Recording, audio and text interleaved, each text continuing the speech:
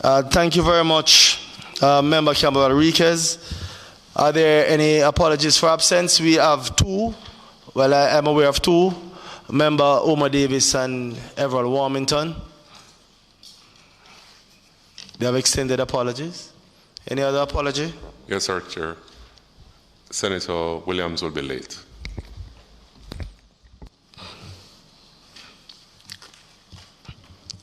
Members, let me welcome you to the sitting of this committee. You know, we have been deliberating on this matter for some 7 months now. And I must say that I am pleased by the level of support that we have been getting, not only from the team here at the Parliament, but the members themselves are actively participating in the discussions. And of course, the submissions that we have gotten, verbal presentations, as well as written submissions, you know, they have been, what I would say, to the point, and they have opened our eyes to some of the concerns and some of the issues that persons hearing about the proposal to create the 15th Parish, which in this instance is Portmore. Portmore is being considered to be the 15th Parish. Some of their concerns, and I believe that we have gone to the point where we have been able to clarify most, if not all, the issues or concerns raised to date. Today, members, we have with us Permanent Secretary Dunstan Brand from the Ministry of Health and Wellness and his team. I must commend the PS and his team for the excellent job that they have been doing over the last year or so, in particular, as it relates to this pandemic that is facing Jamaica. You know, oftentimes we accept things to be the norm without giving credit and making recognition of the effort of our public servants. And I must commend PS and his team for the remarkable job that they are doing to not only control the spread of this pandemic or this disease, but to educate us as well as to the approaches to control this COVID-19 pandemic that is facing us. The PS and his team had to cancel or postpone their presentations to us on more than one occasions. And I'm glad PS that they're able to make it this afternoon, especially in light of the fact that we just learned that you guys got some additional vaccines. I know those vaccines are well needed, and the public is looking forward to being vaccinated. Members, let us go quickly to the reading and confirmation of the minutes of the last meeting. The minutes was circulated, I believe. I looked at it. I should say I believe. The minutes were circulated. Are there any corrections, omission? Yes, sir, Chair. Again, Senator Delroy Williams was actually at the meeting last time. We had meeting. No, he was not. Yeah, man, he was sitting right here. He was here. It's a virtual meeting, isn't it? Oh, my apologies. My apologies.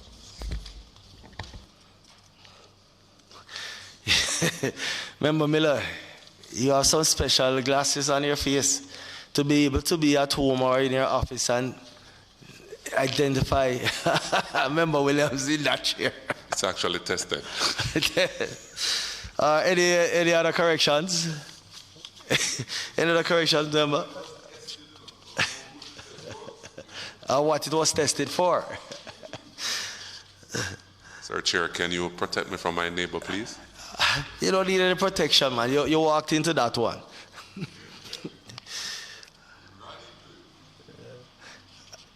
Any other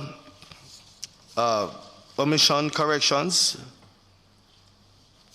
There be no corrections to the minutes. Can I have a motion for us to accept? Small one. On the first page, written submissions from instead of form. Just the letters are on. Okay, thank you, Member Jackson.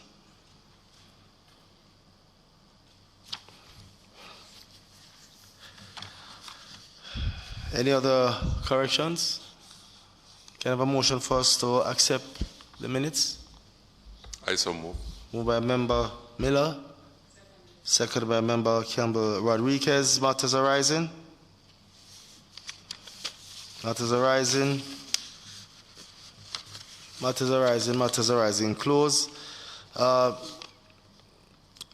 As I stated earlier, we have with us this afternoon the Permanent Secretary, Dunstan, Brian and his team from the Ministry of Health and Wellness.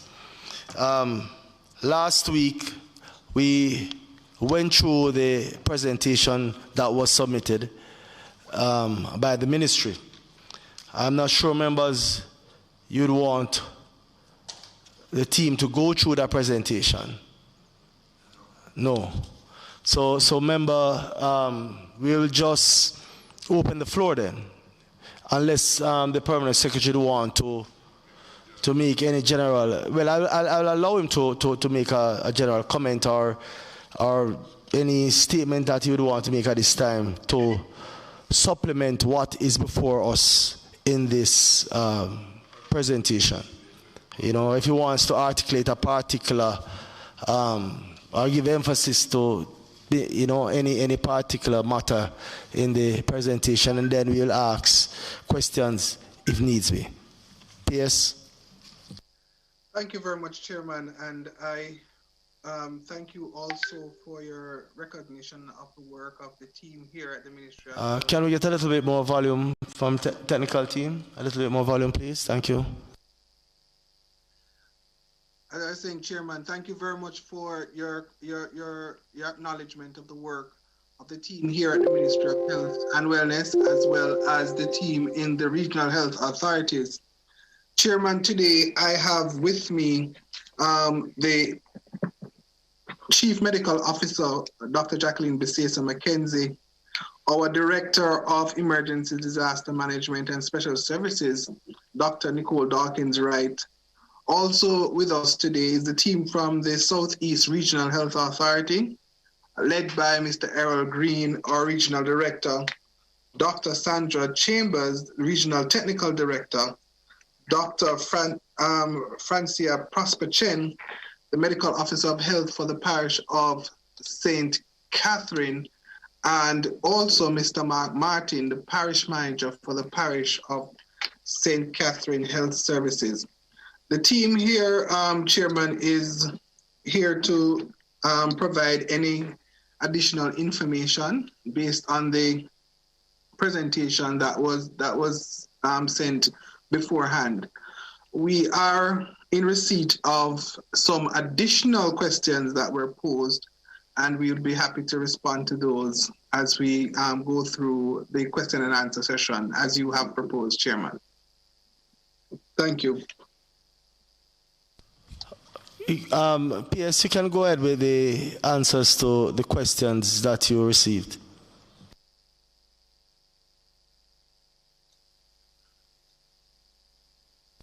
So, well, Chairman. PS, just a second. Member Jackson. Well, I'd said it, of course. Member Jackson just reminded me. Is there any particular point in the presentation that you gave us and that we have been looking at for the last week or so that you would want to highlight at this time? Not at this time. What we want to present in this conversation is the forward-looking perspective of the ministry in terms of where we would want us to have a conversation of where the health services, especially in the primary healthcare services, where we want to go in terms of reform of primary healthcare. And then to answer the specific questions, so the CMO has a short presentation on the reform of the primary healthcare model, and what we are anticipating will be a new dispensation in terms of primary healthcare, and that will also influence how the health system responds to the parish construct for Portmore that is being proposed. And so I would love, Chairman, if we could get an opportunity to just present a few slides on the forward look for primary health care, and to also have a preliminary conversation on secondary health care and the implications for secondary facilities like hospitals in a parish if it is proposed for, if the proposal is taken for Portmore. So, Chairman, if you allow, I'd just like to ask the CMO to just give her short presentation on the forward look for primary health care, and just to give an indication as to where we intend to go for secondary health care as well. So if I'm allowed, Chairman, I would love to turn over to the Chief Medical Officer. Okay, PS, go ahead. CMO.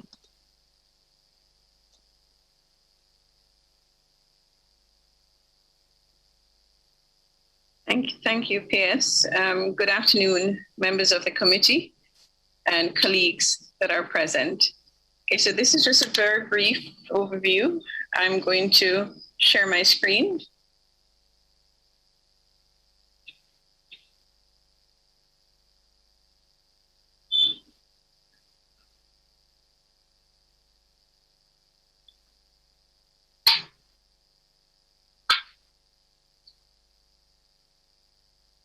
Okay, so a few slides on the overview of the Jamaican health system and where we're going.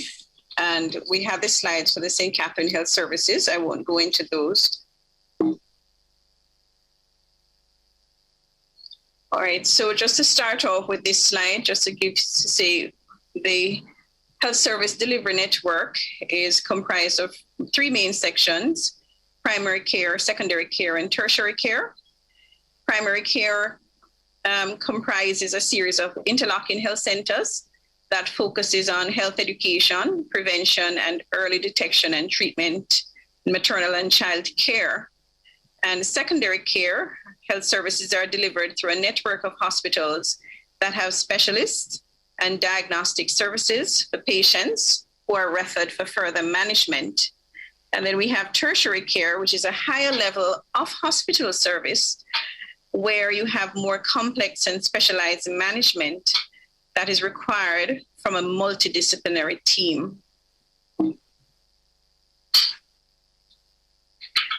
Just to say that primary healthcare offers not only individual healthcare services that are what we're mostly familiar with, that is offered in our health centers, but it also encompasses population services that are coordinated through the health departments of each parish and are carried out in the health centers and the communities.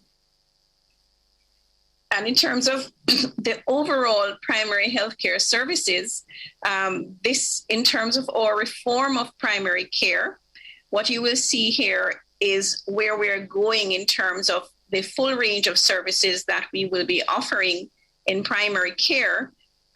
But some of these are recognized that we have been carrying out over decades.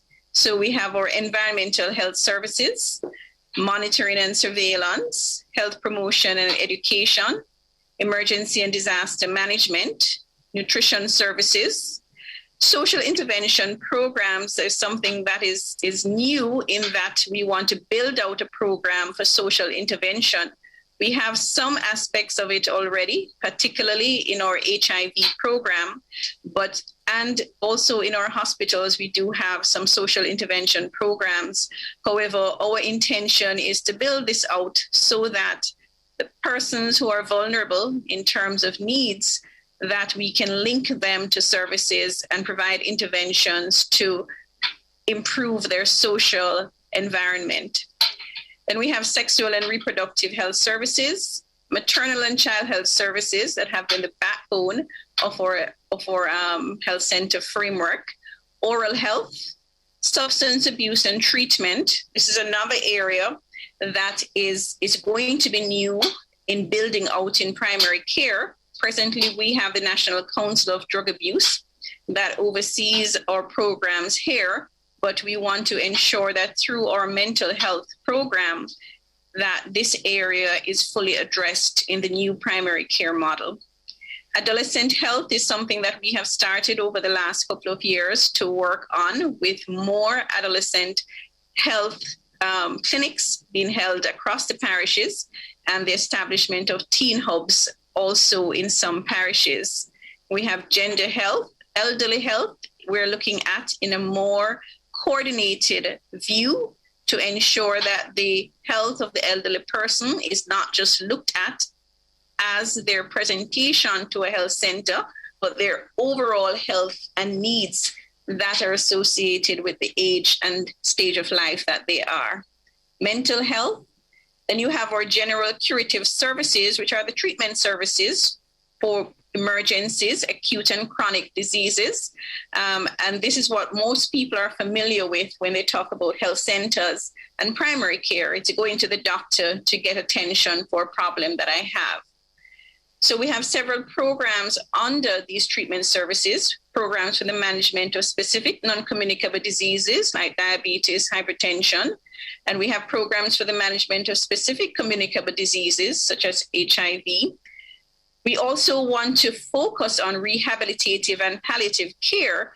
That is an area that has been missing from our primary care services. Right now, it is only through Sir John Golding that we're offering rehabilitative services in terms of hospital, but we do have our physiotherapists that are situated in most of our hospitals, and that we want to increase the visibility of that and that work in primary care, and also palliative care in terms of taking care of the other needs of patients who may be terminal or may have severe chronic diseases that will only be amenable to palliative care.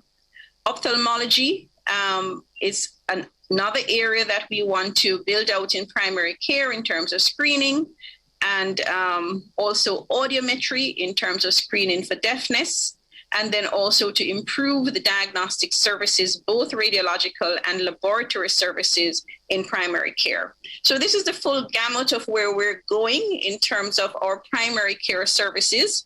Right now, some of these services are offered and some are fairly small, but we want to build them out right across the island. So essentially, our communities are served by 5 types of health centers. Most persons are used to hearing about the type 1, type 2, and type 5 health centers. Those are the common ones. But we have type 1 to 5 health centers, and the type 1s and 2s are the majority of our health centers that really focus on maternal and child health services. And the situation of our health centers was indeed to prevent no one having to travel more than 10 miles to receive care. However, of course, the care that is received in most of the health centers, with the majority of the health centers being type 1 and type 2, are mostly focused on maternal and child health services. As a result of changing demographics, we now have an older population, and change in epidemiology, because we've shifted somewhat from the communicable diseases where it was that gastroenteritis, respiratory tract infections were major causes of mortality. Now we have shifted to our non-communicable diseases. So in terms of epidemiology, and we would have shifted to non-communicable diseases being our major cause of morbidity and mortality in country. And what we want to have is that our health centers that are closest to the population are really able to offer these services reliably, rather than a situation where we have a huge dissatisfaction among the population when it is that they go to a health center and they hear that treatment services, which is services for my acute or chronic illnesses, are only available on 2 days a week or 1 day a week, and they have to come back or they have to go somewhere else. We want to reduce that so that these illnesses that are now more prevalent, persons can receive that care closer to their homes reliably. What we found in looking at our health centers, pretty much we have about 326 functional health centers in 63 health districts across the country. And these are divided in the first column of the table. You will see the number of health districts per region. And you will see the number of functioning health centers in the second column per region, total of 326. But for the number of health centers that offer curative services 5 days per week, when we checked, we only have 18% of those health centers that were offering curative services 5 days per week. And when we looked at those health centers that were offering curative services greater than 3 days per week, we went up to 25% of health centers. And when we went to the number of health centers that offered any curative services, we went up to 52% of health centers that were offering any curative services at all, which means probably once a week or twice per week or once every other week. Some health centers would be offering curative services. And we looked at the number of health districts where there were no health centers offering curative services daily, and we had 20% of health districts were in that position. So clearly we saw that there is a need for us to improve in delivering the service that is more in demand now because of the change in age and the change in disease type that affects the population. There's clearly a need to change how we deliver healthcare service to ensure that these services are delivered closer to the population. Hence our change to a new primary care model that is, it's not totally new, it's really just re-looking at some of the models that we've had in the past and repurposing them, strengthening them a little bit to be able to meet this new demand. And what we have looked at is to focus, instead of 5 health center types, on 3 health center types: the community health center, the district health center, and the comprehensive health center. And we believe that the community health center should really be exactly what its name says, a community health center where it is that anyone in the community can reliably go to a health center Monday to Friday, and there is somebody there to deal with their acute or chronic problems. And so we have looked at the location of the health centers, which ones are heavily utilized, which ones are not utilized so much, and where it is that it was important to meet that demand. And so we have found that in terms of the structure of community, district, and comprehensive health centers, there are 130 health centers that we would want to be upgraded to at least provide that minimum service in the community health centers, and then a more elevated service in the district and the comprehensive health centers. The focus is on expanding the services and increasing the services to ensure that the population needs are met. And so when we talk about primary care, we're not just talking about the health centers, however, because there are various settings that health services are offered in. And so therefore, what it is that we want to ensure that not only the health centers themselves are better equipped, but also the whole structure of primary care now includes other settings, and in particular, in terms of our community services, to make sure that there is expansion of that.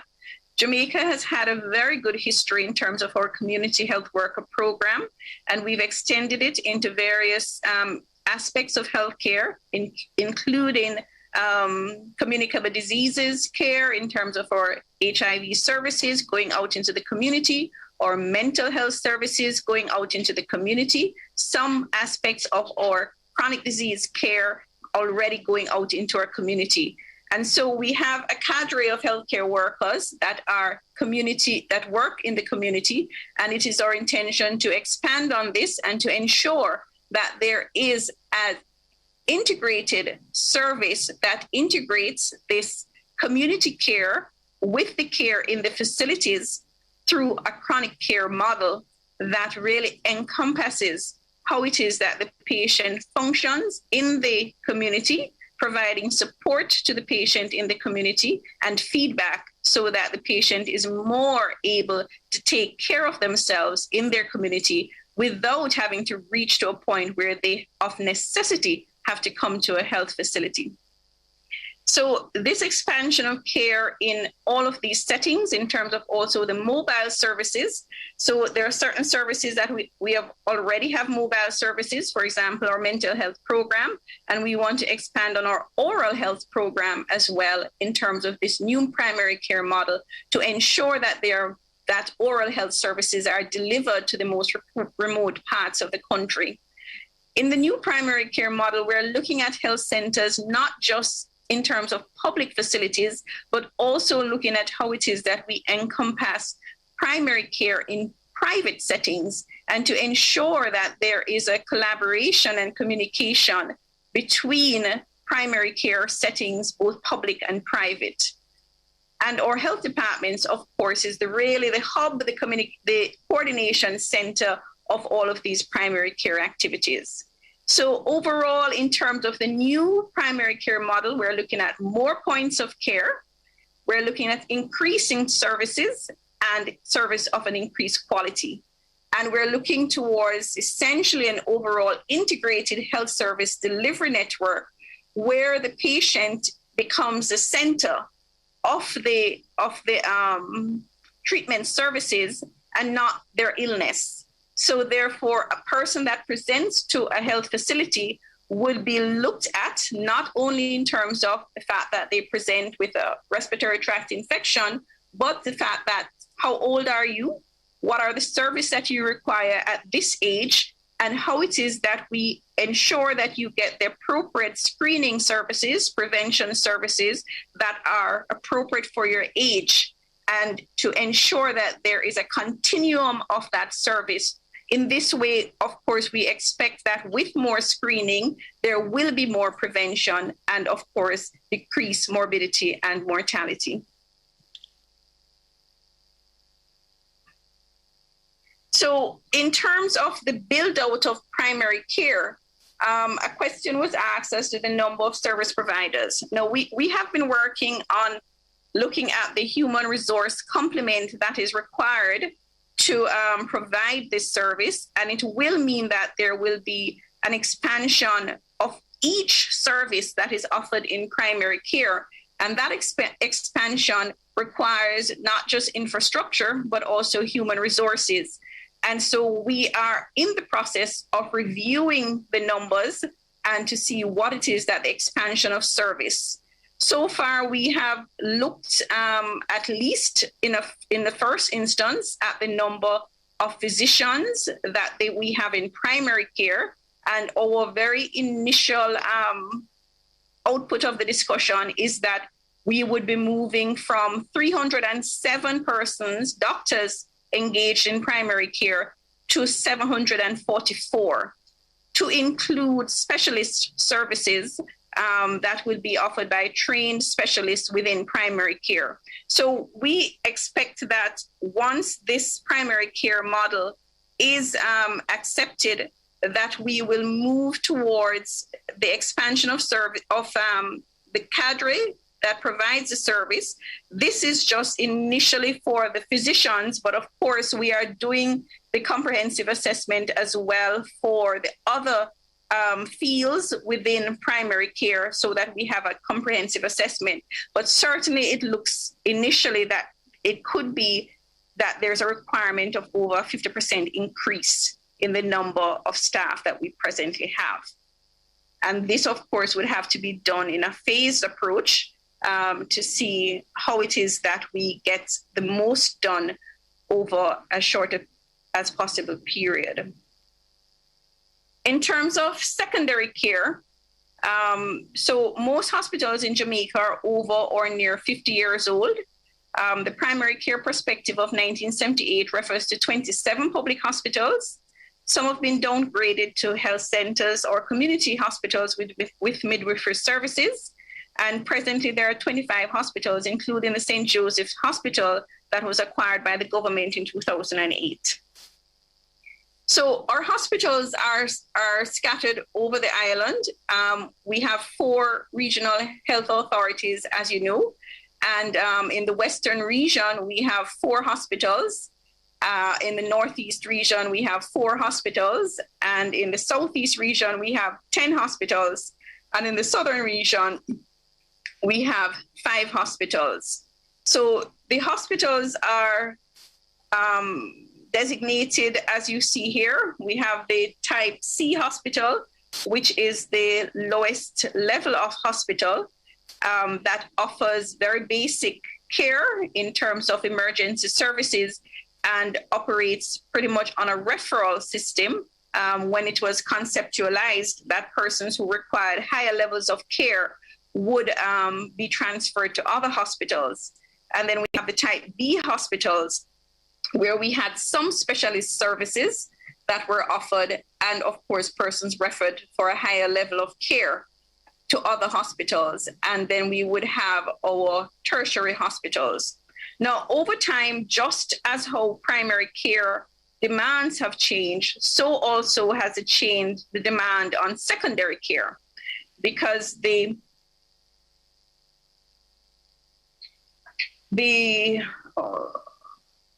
let me skip this. Right, so the demand for care at the hospitals also have changed quite significantly. While it is that a type C hospital, for example, a small hospital that is the only hospital that serves an entire parish, while in days gone by, it would have been enough just to have, for example, a general surgeon at that hospital to take care of emergency needs and then to transfer the patient to another hospital. What you find that as the population has grown, there is certainly a demand for more services closer to home, but also as medical science has improved, then also the need for care within a certain period of time in order to improve morbidity and to reduce the risk of mortality certainly has changed. So we are looking at each hospital type, at upgrading each hospital type to ensure that you're able to meet the demands of the population. And so we have looked at each of the types to say that there will be an expansion of services. And I want to go through all of these, but just to say that there is a comprehensive review of these services in these hospitals to look at the service that is to be offered. And coming out of that, what we certainly have been doing is to look what is the cadre of staff that is going to be needed to cover these services. And we have seen that, and we have started with just looking at the physicians, but we have the other levels of staffing to go through. And we certainly have seen that there is a need for an increase in the numbers. So for the service that we're looking at in Western Region, there are presently 230 physicians offering the present level of service. With the expanded level of service that we're looking at, we would require 450. This is our initial estimate, going through specialty by specialty. For NERA, 145 to be increased to 299. For Southern Region, 213 to be increased to 334. And for SARA, from 622 to 704.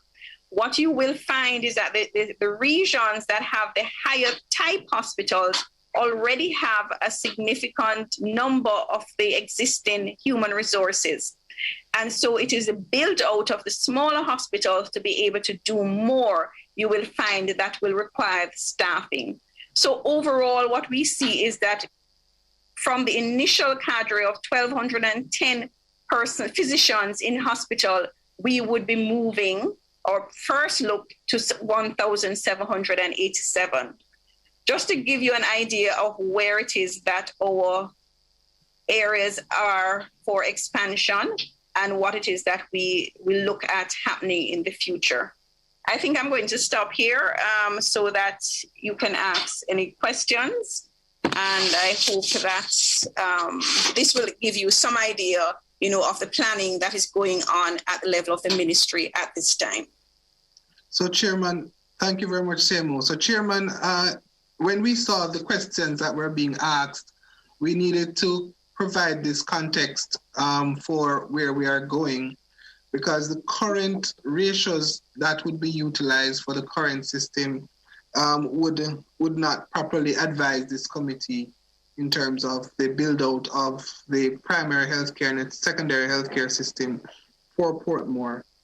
As the CMO would have pointed out, we are now, so we'd have to look at our community level, our district level, and our comprehensive level primary healthcare facilities. And then also we need, and the services that are provided in each of those facilities in Portmore. And then we now look at our secondary level facility, the only one close, well, in St. Catherine would be Type B facility at Spanish Town.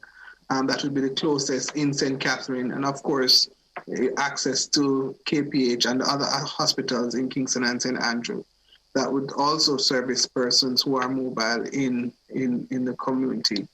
At this point in time, based on the 10-year strategic plan and the infrastructure development plan that the minister had tabled in Parliament in 2019, there is an intention to build an additional hospital in St. Catherine.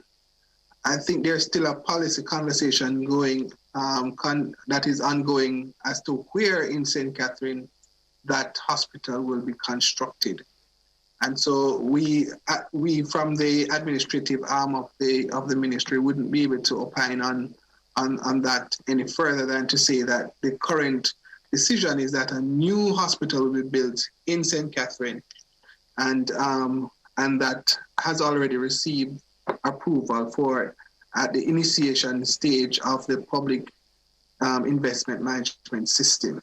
But going forward, in terms of the other facilities and other services, we are we're unable to say whether or not that hospital would be in Portmore.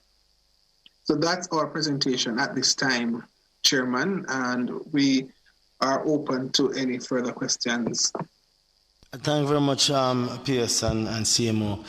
Member Campbell Enriquez. Yes. Thank you, Mr. Chairman. PS and CMO and the rest of the team, thank you, first of all, for all the good work you're doing overall for Jamaica and for this additional presentation, which, while answering some of the previous questions I had, have led me to new questions. So bear with me, Mr. Chairman. I probably have about 3 or 4 questions. First one, how many health centers are there in Portmore at this time and what types are they? And I just want to use it to carry on with additional questions. And then you mentioned that 130 health centers are to be upgraded. Are any of these in Portmore? In the presentation where under the section for primary care, it is noted that no one is to have to travel more than 10 miles to receive care at the health centers. I just want to confirm that within Portmore at this time, no one has to travel more than 10 miles. My memory, having grown up in Portmore, I can't see that being violated, but I just need your confirmation on that. And in terms of curative services, how many times per week are those offered in Portmore? And the tertiary hospitals and referral hospitals, I need some guidance there. It's my understanding that, for example, like KPH is a tertiary hospital and Spanish Town is a referral hospital. Do we know the current distance from Portmore to either or both of these hospitals? Because from your presentation, it's coming to mind that we are within the distance from Portmore to these hospitals in terms of what is required by a standard that is acceptable within Jamaica and globally.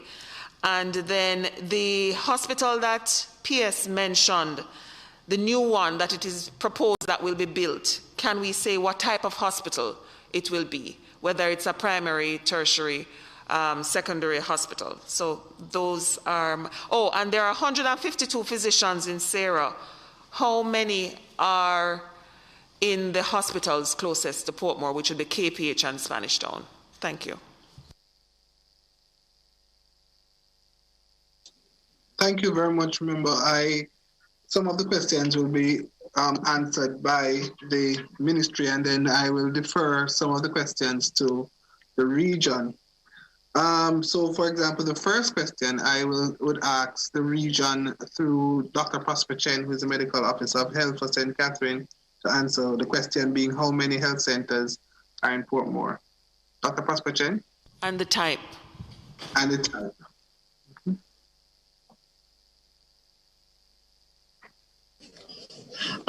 Good afternoon. Okay, Dr. Prosper Chen, you will need to turn on your video. Hold on, sir. I can go? Okay, good afternoon. We have 3 health centers in Portmore, the Greater Portmore Health Center, Waterford Health Center, and the Christian Penn Health Center. All 3 health centers offer services 5 days for the week. What type of health centers are they?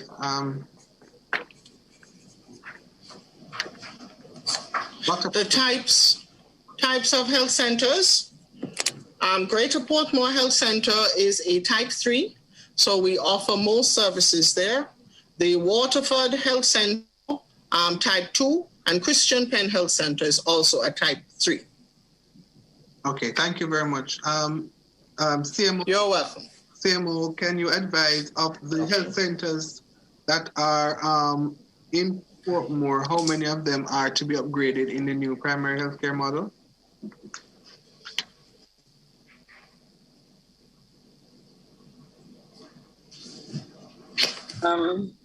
Yes, I don't have the actual number on me right now, but I know that Greater Portmore Health Center is to be upgraded to a comprehensive health center, and that is a part of the IDB project. So we have already signed off on the designs for that health center. So that is one that will be done right away. In terms of the other health centers, I know I will try to find the listing in the duration of this meeting to share it. I just haven't found it as yet, but I know that some of the other health centers are to be upgraded as well. Thank you, CMO. For the issue around curative services and how many times per day are curative services provided, Dr. Prosper Chen, you'd be able to provide some information on the 3 health centers and the provision of curative services at these health centers? Yes. We have curative services every day at all 3 health centers. We have about 15 doctors in Portmore, between Greater Portmore, Waterford, and Christian Penn. But curative service every day at all 3 health centers. Thank you. You'd want to share what type of curative services are offered?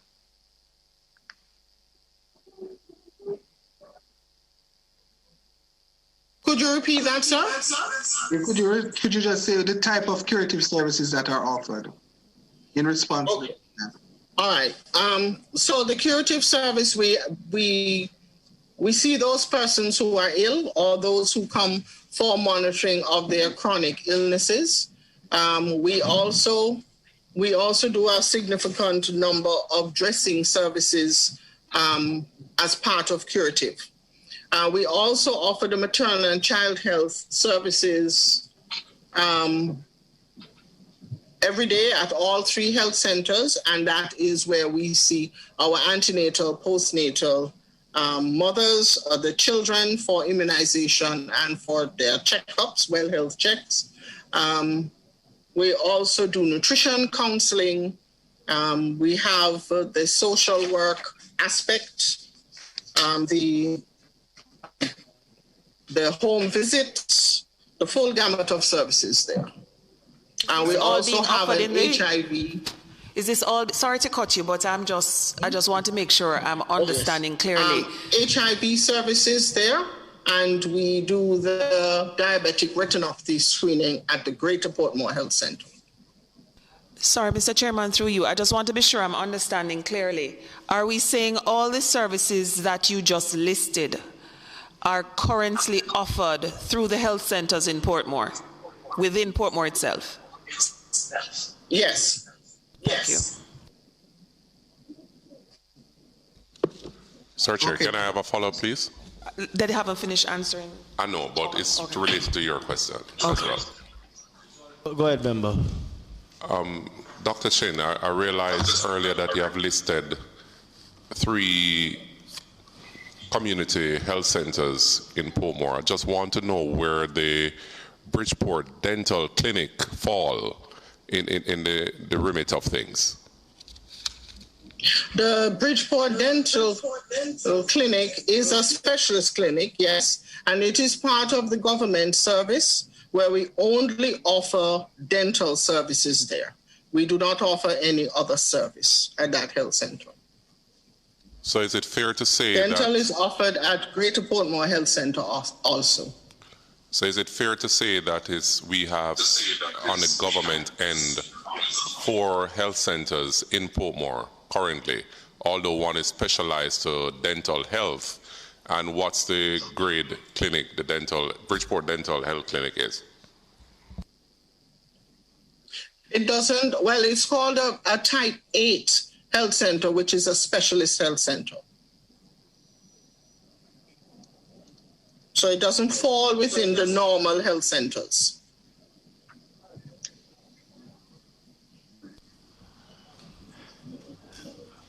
Member Campbell, where are the questions answered?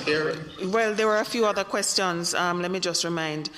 In terms of the 10-mile traveling distance, do we have a situation where anyone in Portmore has to travel more than 10 miles to receive care? So member, No, we don't. Is that for me? Yeah, go ahead, Dr. Prosper Chen. No, we don't have anyone having to travel more than 10 miles for care in Portmore. The Greater Portmore Health Centre is pretty central for residents from Greater Portmore, Brayton, Hellshire, for that health centre. And Christian Penn takes care of the Christian Penn, Gregory Park, even Central Village would go down to Christian Penn. And Waterford Health Centre takes care of Waterford, Independence City, going right back to Nagl's Head. So the health centres pretty much cover all of Portmore. And one final question, Mr. Chairman, to add to what I'd asked before I follow on. There is the argument that Portmore should not be a parish without a hospital. P.S., I'm not sure if you'll answer that question or someone else. How do you respond as the ministry with responsibility for health services in Jamaica? Because from what I'm hearing here this afternoon, a lot of services are offered. It's not perfect, and we're not saying it's perfect any at all. But how do you respond to that query by persons or assertion by persons that Portmore should not be a parish unless it has a hospital? Okay, thank you for that question, member. The current arrangement that we have is that each parish does have a type of hospital, whether it be a type C, a type B, or it may be the type A tertiary level hospital. So every parish has a hospital. Whether or not now that is a determinant for a declaration of a parish is another question altogether.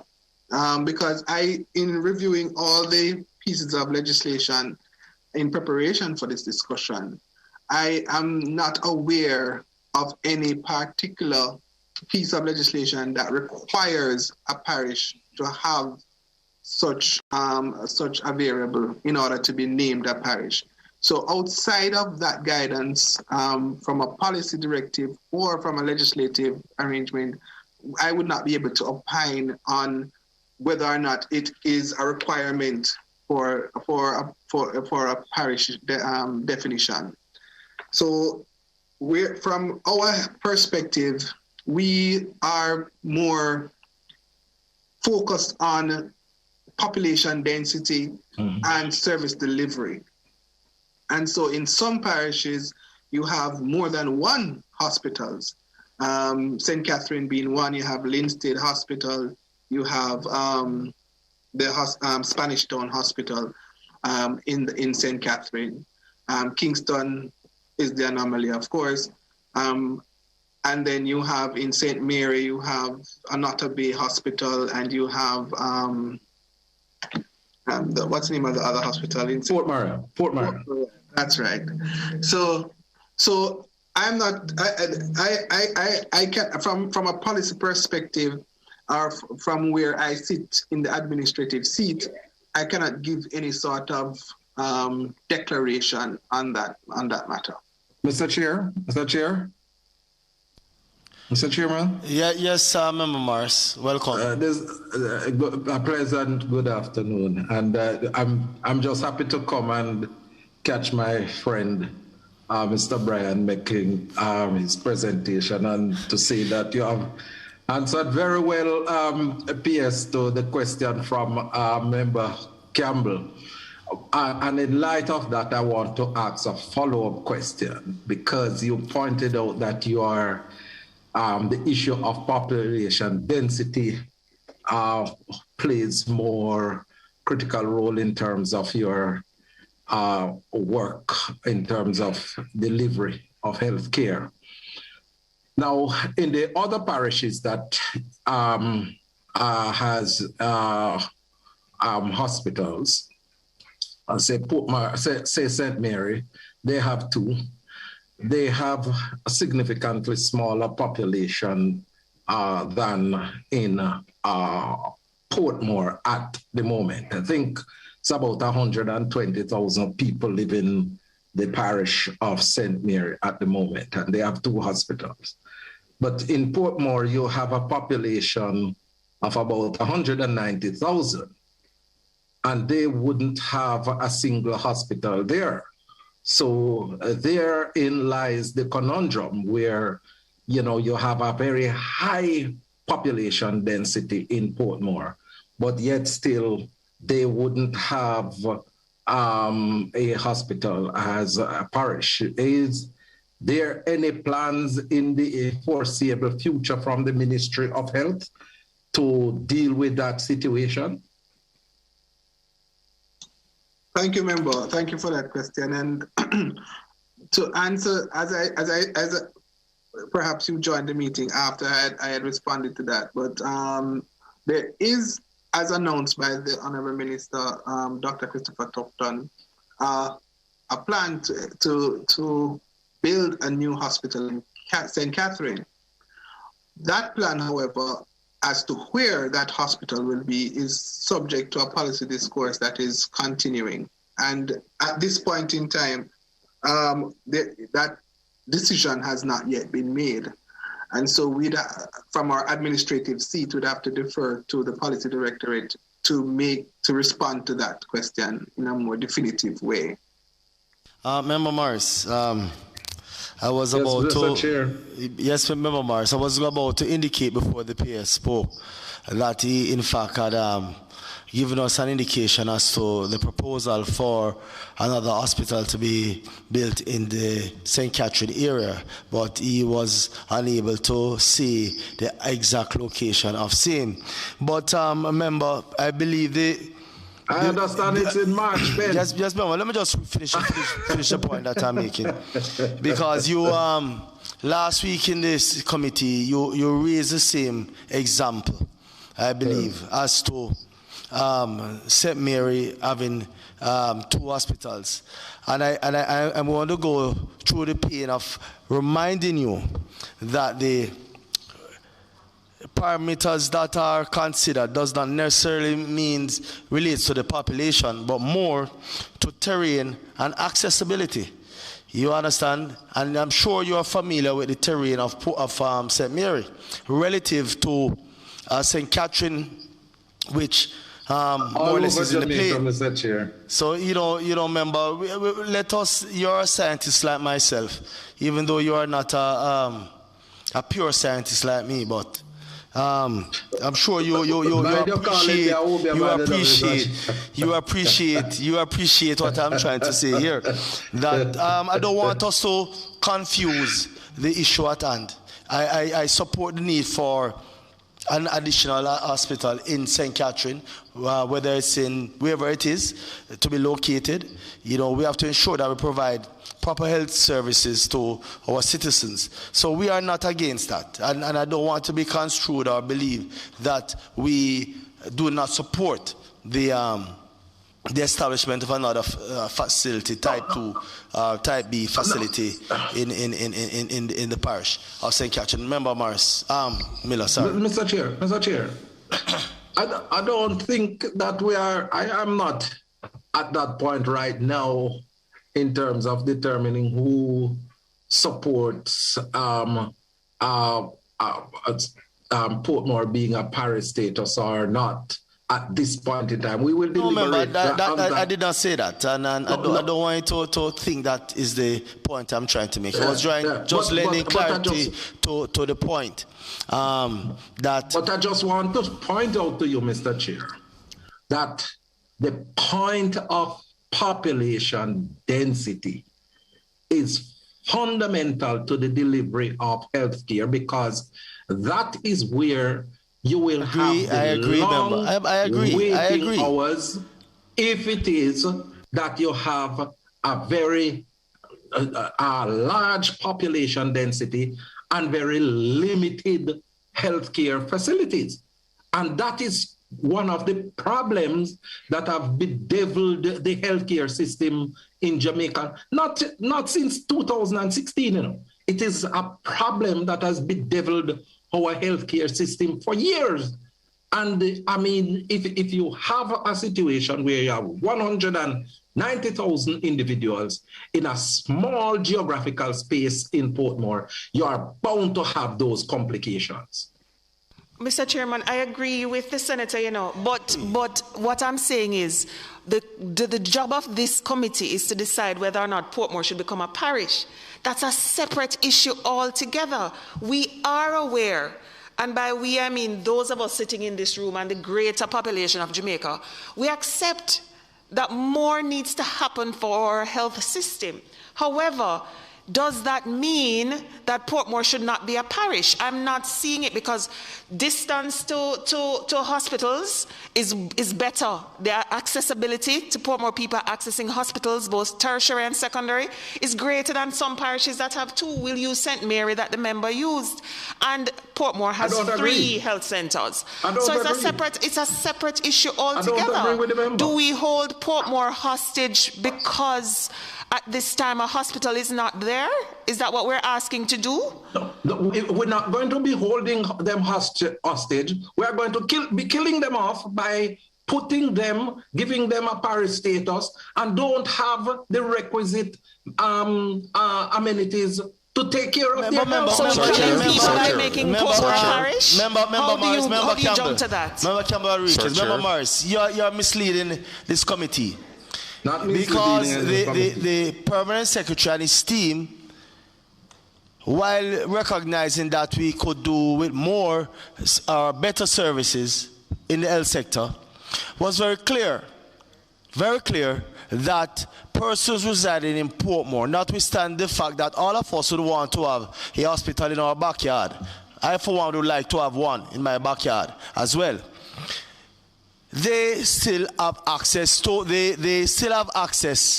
to adequate health services. I am sure that in the future, and if the necessary funds are in place, that something will be done to ensure that not only Portmore, but more hospitals are built throughout this country to service the needs of our citizens. So we don't need to politicize the whole matter of healthcare. Whether it's in Portmore, whether it is in St. Mary or St. Thomas, once there is a need, we must ensure as best as possible to provide the service. That is it. You know, Member Miller? Thank you, Sir Chair. I don't know if Member Morris was here earlier, but I think if he were, the PS was clear in his presentation, and the CMO was clear in her presentation. The international standard dictates that a citizen should not travel over 10 miles to seek health care. And according to the question that was posed to the experts, that was satisfied currently as it is. And they have stated as well that it's not perfect, but at least it has satisfied that criteria. Along with that, the PS mentioned that there are discussions in play to build a next hospital in St. Catherine. Now, my beloved member Morris, the argument should be, you know, there's still ongoing discussion. And as Let a member us lobby of Parliament, for it to be in Portmore. exactly, That's what we as should a be member doing, of lobbying. Parliament, I'm lobbying for that hospital to be in Portmore. And I'm asking the experts at the Ministry of Health, because at no time at all, nobody in this committee stated that there's no need for a hospital in Portmore. We want a hospital in Portmore. So we're lobbying to the technocrats at the ministry that we need a hospital in Portmore. So that one should be considered to be located in Portmore. Well said, member. Well said, member. And I'm going to Member Morris, Mr. Member Morris. Yeah. I think we have exhausted this point now. Mr. Chair, We have Member Morris, and I don't have time for us to be going back and forth on the matter. I believe the point was made by yourself, Member Campbell Rodriguez, and Member Miller, and myself, that we will be, I think we should lobby for the next hospital that is to be built or being considered to be built in St. Catherine, be located in Portmore. Member Jackson. Thank you, Chair. I carefully listened to the very vibrant. I listened carefully. Both. I'm biased ruling by the chairman. Carefully listen and listen carefully. Both. Chairman, first of all, thanks, Mr. Pierce, for your presentation and that of your colleague, your CMO. Before I go on, I must say, Mr. Pierce, I want to grow some more here that I can have a hairstyle like yours, but I will make a off-the-record request to the ministry for how that can happen. Dr. Mackenzie, CMO, in fact, added quite a bit to what you had submitted, PS. And I have a couple of questions arising from Dr. Mackenzie's presentation, and then share with your permission those out of the PS's presentation that we went through the last time. So I'll start with the last ones for us, which is the CMO's presentation. One, just information, clarification, comprehensive health center and type 5. What is the distinction between both, if there is any, or they are one and the same? As you mentioned about what is proposed for Greater Portmore. And I asked about against the background that I've been lobbying for a type 5, knowing reasonably well what a type 5 provides. So I just want that clarification. That's one. Dr. Mackenzie, you mentioned much about the build-out, or the proposed build-out of the primary healthcare system, both in terms of infrastructure and the services that are provided.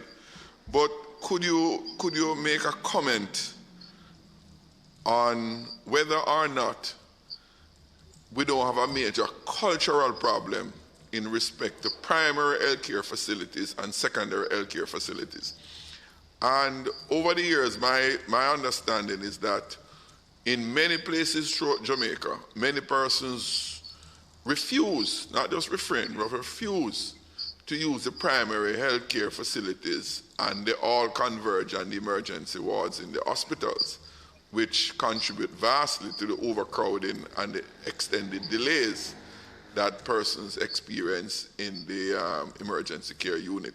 So I just want you to comment on that as you, in respect of the built out, and whether or not greater emphasis ought not to be paid in sort of reoriented the public's mind to what is provided. For example, it's a medical officer who is in the clinic, just like a medical officer equally trained in the emergency ward of the hospital.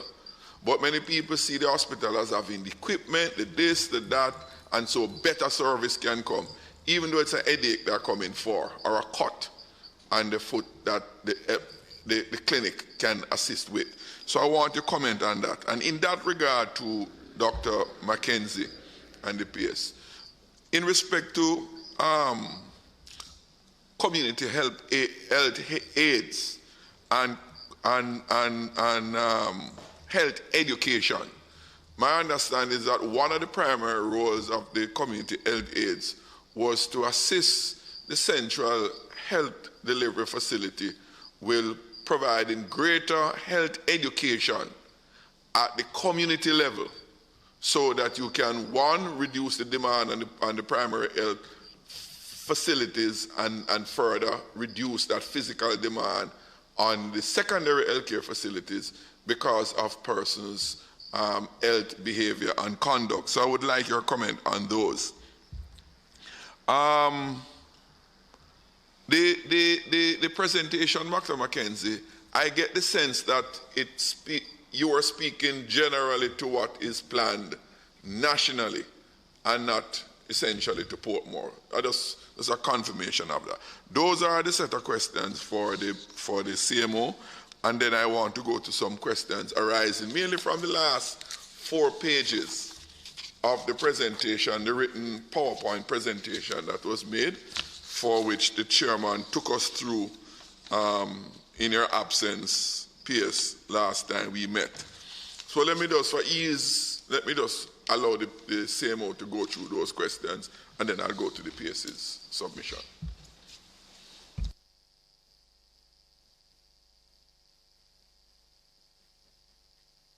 CMO, please go ahead.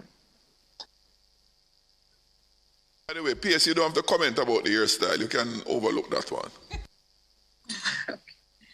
All right.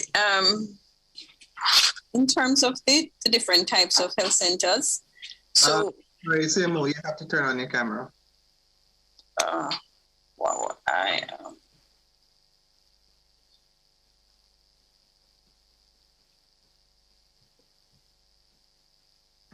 right. So in terms of the different types of health centers, where we're going to in terms of community, district, and comprehensive health centers, the offerings at these different types of health centers would be a little bit different from what we have now. So we do have 2 comprehensive health centers now, in terms of the Type 5 Health Center in St. James and the Comprehensive Health Center on Slipen Road. And also we have Windward Road Health Center that is considered to be a comprehensive health center.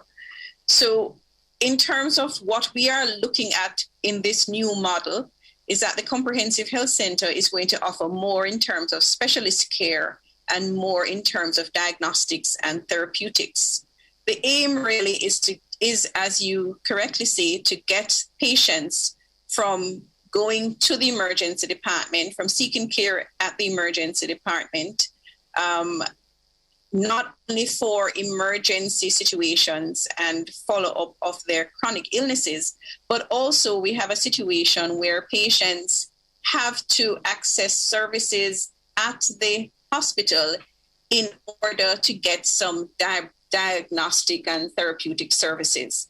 And we want to stop that by having a direct channel from primary care so that primary care will be more comprehensive, so that for your person, your diabetic, your hypertensive, who requires to have their laboratory tests, their imaging, for those persons at different stages of their life that they're able to access their screening, that this will all be done in primary care and not needing a referral to go to the comprehensive, to go to the hospital. So the Comprehensive Health Center will offer more in terms of diagnostics, So we have started already with the diabetic retinopathy screening in some of our health centers. We will now offer that in all our comprehensive health centers. In terms of audiometry, which is screening for deafness, that is an ad hoc service right now that is really done through partnership. We want to have that offered in our comprehensive health centers. In terms of routine ECGs, obstetric ultrasounds, plain X-rays, that also is something that we want to offer in our comprehensive health centers that are not, for example, next door to a hospital. So, for example, in St. Catherine or Greater Portmore Health Center, that is now being is now a Type 2 health center, and it will be upgraded to a comprehensive health center. It will have diagnostic services, ECG, ultrasound for antenatal patients, plain X-rays in terms of if you fall and injure your hand and you need a plain X-ray to rule out a fracture, then we are putting in this space and the services there to be able to accommodate that. Routine laboratory services. Now, most of our health centers will offer point of care testing where you use a test kit. We're going to a situation like, for example, Slipen Road that offers basic hematology and chemistry that would be offered in our comprehensive health centers. So in terms of diagnostics, we are increasing that in our comprehensive health centers. Also, in terms of specialist services, right now, you do have few health centers that you will have specialist services. For example, we do have the high-risk antenatal clinic that the obstetrician and gynecologist attends, and we do have some health centers that offers pediatric clinics, and maybe a few others that may offer some other specialist services. But we want it to be routine, that we do offer specialist services in the comprehensive health centers for the specialist areas that are in heavy demand in the population. And so, for example, to have better management of our diabetic hypertensive patients, we are looking at the internist doing clinics in the health centers. For our patients who require cardiology consults, we are looking at having the cardiologist in our comprehensive health centers.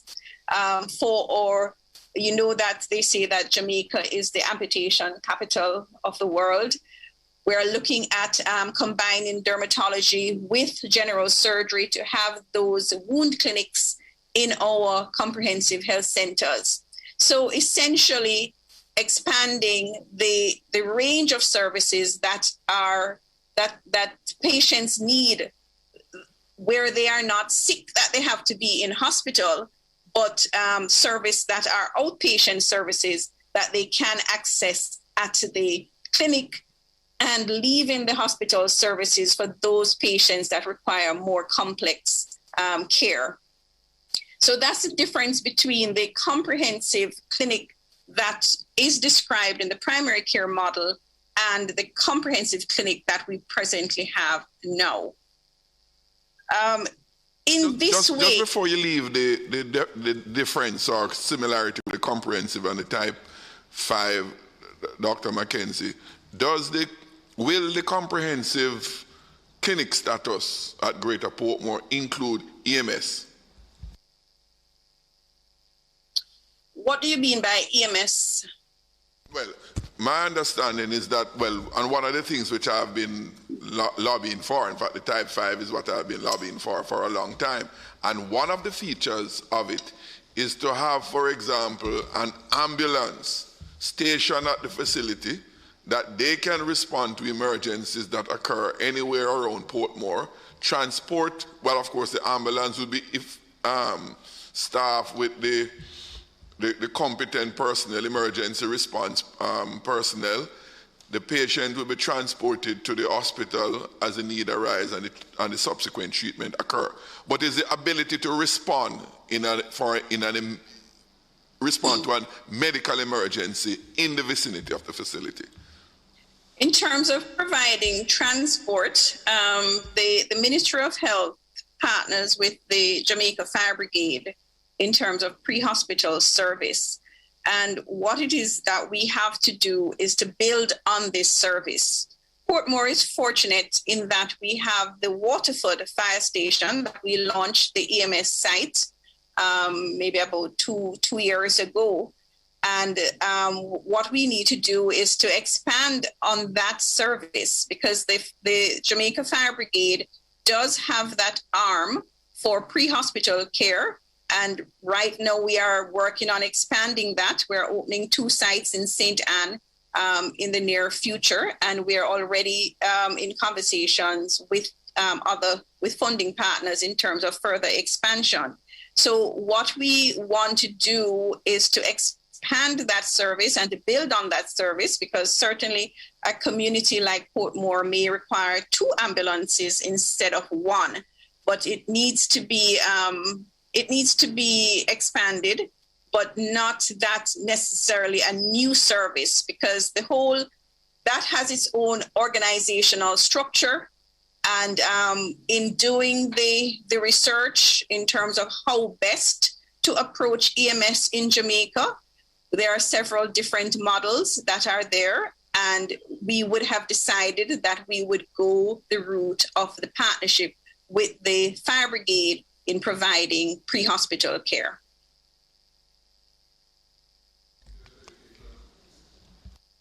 The other questions, Dr. Mackenzie, was the community health aids and community health education, where Right. that is and whether or not that is being beefed up, of course, to help to take the stress off the hospitals, not just in Portmore, but all around. Right.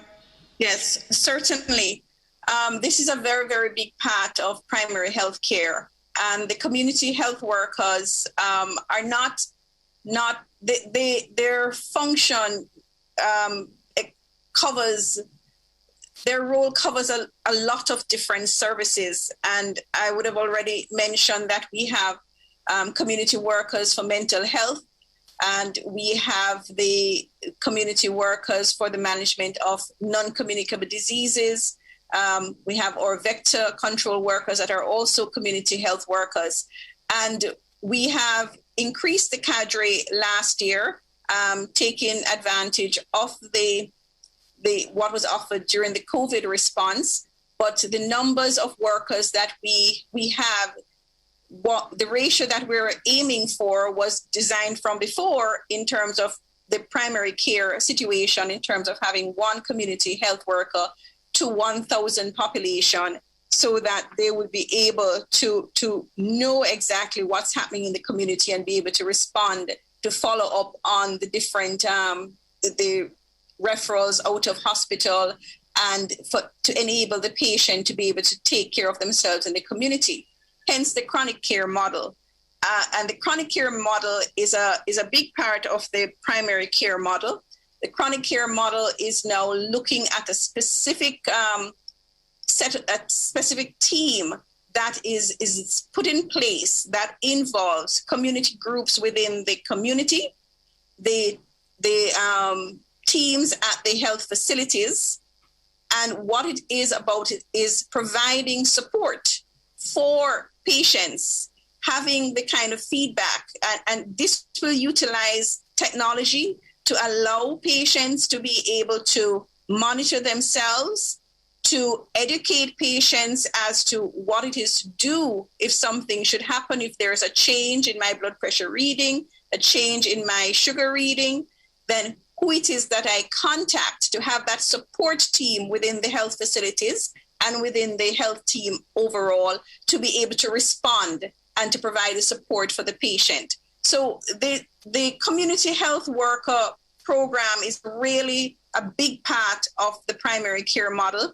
And as we move into the launching of the chronic care model and those specific teams are put in place, we will see it working better to integrate the care that patients receive at hospital to ensure that there's a continuum of care. If you're seen in the hospital, then you're referred back to primary care. you're referred, you're in your community, you're followed up in your community, and if you have problems, you are able to respond through the communication system and to be able to intervene early when something happens. And not only in terms of the management of course, illnesses, acute and chronic illnesses, but also in respond to different events that happen within the community, in being able to, as a surveillance method, the community healthcare workers are also essential for that. Thank you, Dr. Mackenzie. I want to shift now to the PS. PS, your presentation gave a fulsome overview of the ministry's health delivery service and its network nationally, and you broke it down to focus on some of that infrastructure facilities in Portmore and the population cohorts, etc. And in the end, in response to the question posed to you about health delivery services and in the context of a parish designation for Portmore as against continuing in the present way in which you are dispensing services. And in fact, the addendum presentation by your CMO elaborated on the further things which are being done to improve on the overall health delivery services in Jamaica, both at the various levels. My question to you, Pierce, on the last pages of your presentation, you broke it down in two scenarios. One,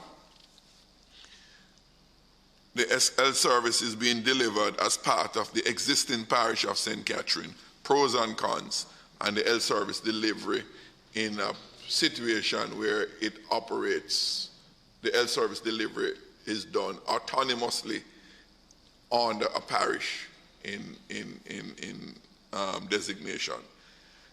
What I gather from the presentation, both presentations, PS, is that regardless of the designation, your mandate is to provide adequate and effective health services to the people of Jamaica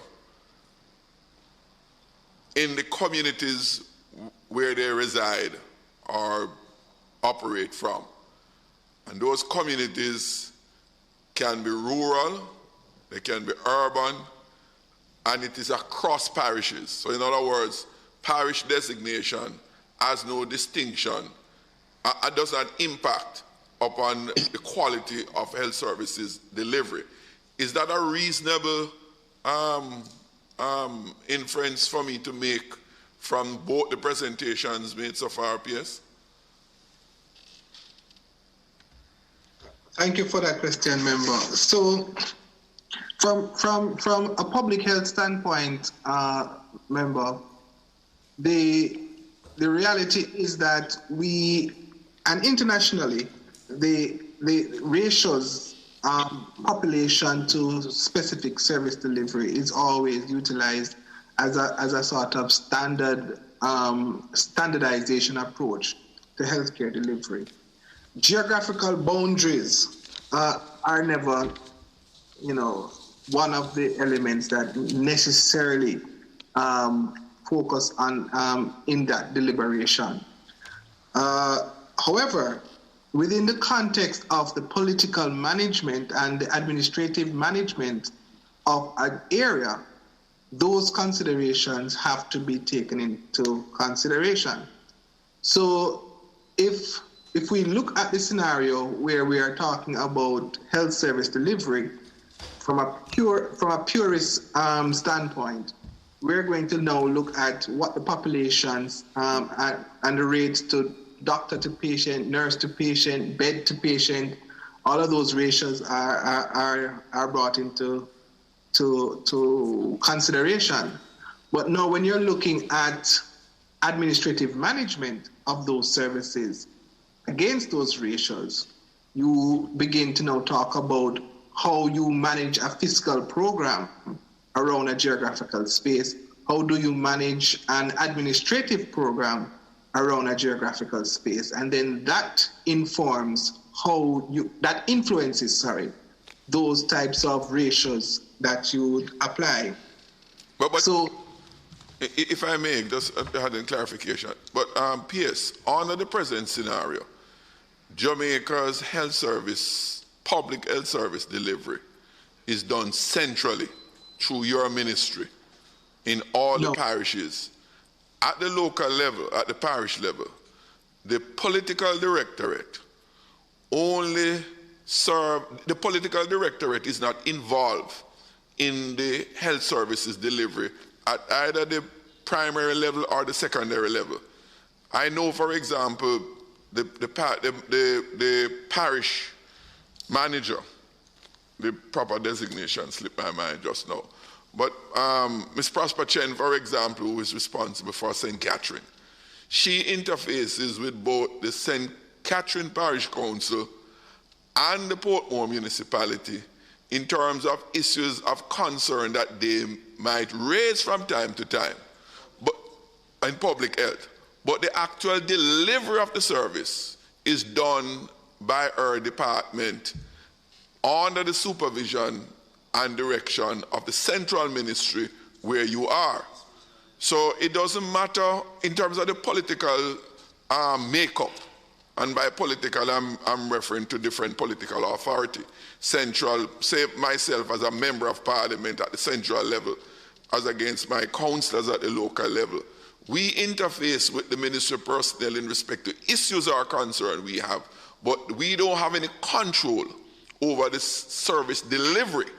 So in other words, whether it is parish community, is the same central ministry through its budgetary allocation that you get from the central government, because in fact local authorities don't generate any revenue for health service delivery.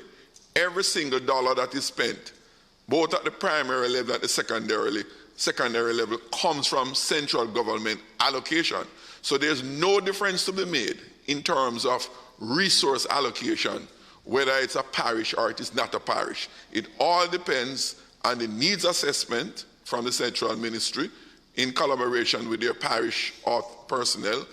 And in terms of the research, for example, that is normally done centrally, is my understanding. And it is on that basis that service delivery, which is what the residents of the communities will be impacted by in the final analysis. So I just want to be clear, because one of the things we have to do is to manage expectation. I heard a comment made, for example, about the hospital, and in the presentation you made, Pierce, and I read, demands for a hospital which would need empirical evidence to support same. In other words, it is based on the empirical data that the decision to build an hospital will be made and where the hospital is sited. And you have said in your verbal presentation today that while you have taken, you meaning the ministry, has taken the decision to build a hospital in St. Catherine, notwithstanding the long ago clamoring for a hospital in Portmore, you don't have any data to indicate where it will be built, except for what the parish data tells you, that cause you to decide that yes, a hospital is needed. So my question is that for you is that in respect to hospital, just for further clarity, a hospital being built anywhere in St. Catherine is going to be determined by the empirical data as against whether or not it is a local community or it's a municipality, one or two municipalities or three municipalities. It is the empirical data that will inform that decision which is made. I just want to be absolutely clear on that. So member, thank you very much for that. So the clarity is as you have pointed out, but the determination on where any facility that is built on by government is empirical data is utilized, but there is a consideration at the policy level that may not necessarily be derived from solely empirical evidence. But of course, as technocrats in the ministry, we provide our best technical guidance to the decision. However, as you know, those positions go to cabinet and a determination is made one way or the other, and we are creatures of instructions, and we carry out instructions based on policy directives that are provided from time to time. Just by way of one clarification, though, member, the Ministry of Health and Wellness, as a central ministry, has jurisdiction on policy. The regional health authorities have jurisdiction on operations. And so while we establish policy at the central level, the operation of health facilities and the delivery of health services is managed directly by the regional health authorities. And therefore, under the Public Health Act, they are responsible for undertaking those functions, and they then deliver those services through the network of hospitals and health centers and the parish health department. Also, I just wanted to highlight a feature of the Public Health Act that speaks to the work and the collaboration that the ministry has with the municipalities through the local boards of health. And that is a collaboration we have for public health matters relating to sanitation, relating to the different public health interests in the parish, which is a geographical determination. But fundamentally, your argument in terms of how we relate to the geographical space called a parish depends on the network of service delivery points by the same parish health department or the parish health department, and then the region and up to the central ministry. But overall, we engage with, for example, as you have pointed out, the Portmore municipality, along with the St. Catherine municipality through one parish health department called St. Catherine. The question that we pose, though, is that there are pros and cons. Once we establish Portmore as a parish, whether or not we also need to establish a parish health department for the parish of Portmore. And as we pointed out in our presentation, there are pros and cons to that deliberation.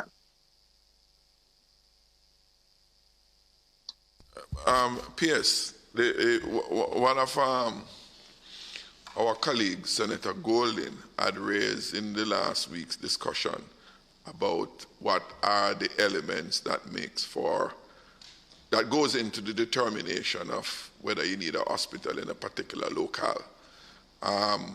I hear you when you speak about the need and the use of empirical data, but could you assist us by providing what are those empirical data? What are those elements that the ministry take into consideration in arriving at that decision? And yes, PS, I heard you loud and clear. You said that the technical side will make the assessment, but the policy decisions are made by cabinet. Yes, but I don't think any pragmatic cabinet would take a decision without being properly advised by technical information which comes from your shop. So for us in the public and parliamentarians, we would like to be seized of those elements which you will be looking at, probably what you have looked at already to arriving at a decision to have a hospital in the parish. And for those in Portmore, too, not restricted to us in Portmore, what are those elements you will be looking at to make a recommendation to the cabinet as to where a hospital in the parish should be sited?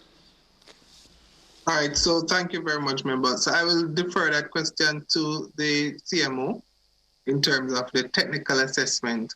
However, so I'll defer to the CMO for a technical answer to that, to a clinical technical answer to that question. CMO?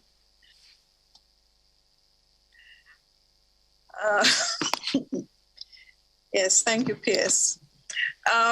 So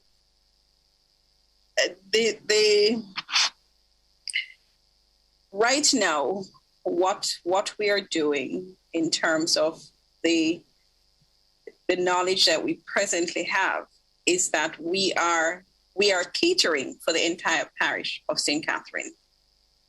So in terms of our build out of the facilities, both in primary and secondary care, we are taken in consideration the population of Portmore in looking at the expanded services at the Spanish Town Hospital, as well as the fact that for St. Catherine, we are actually moving towards having 4 comprehensive health centers.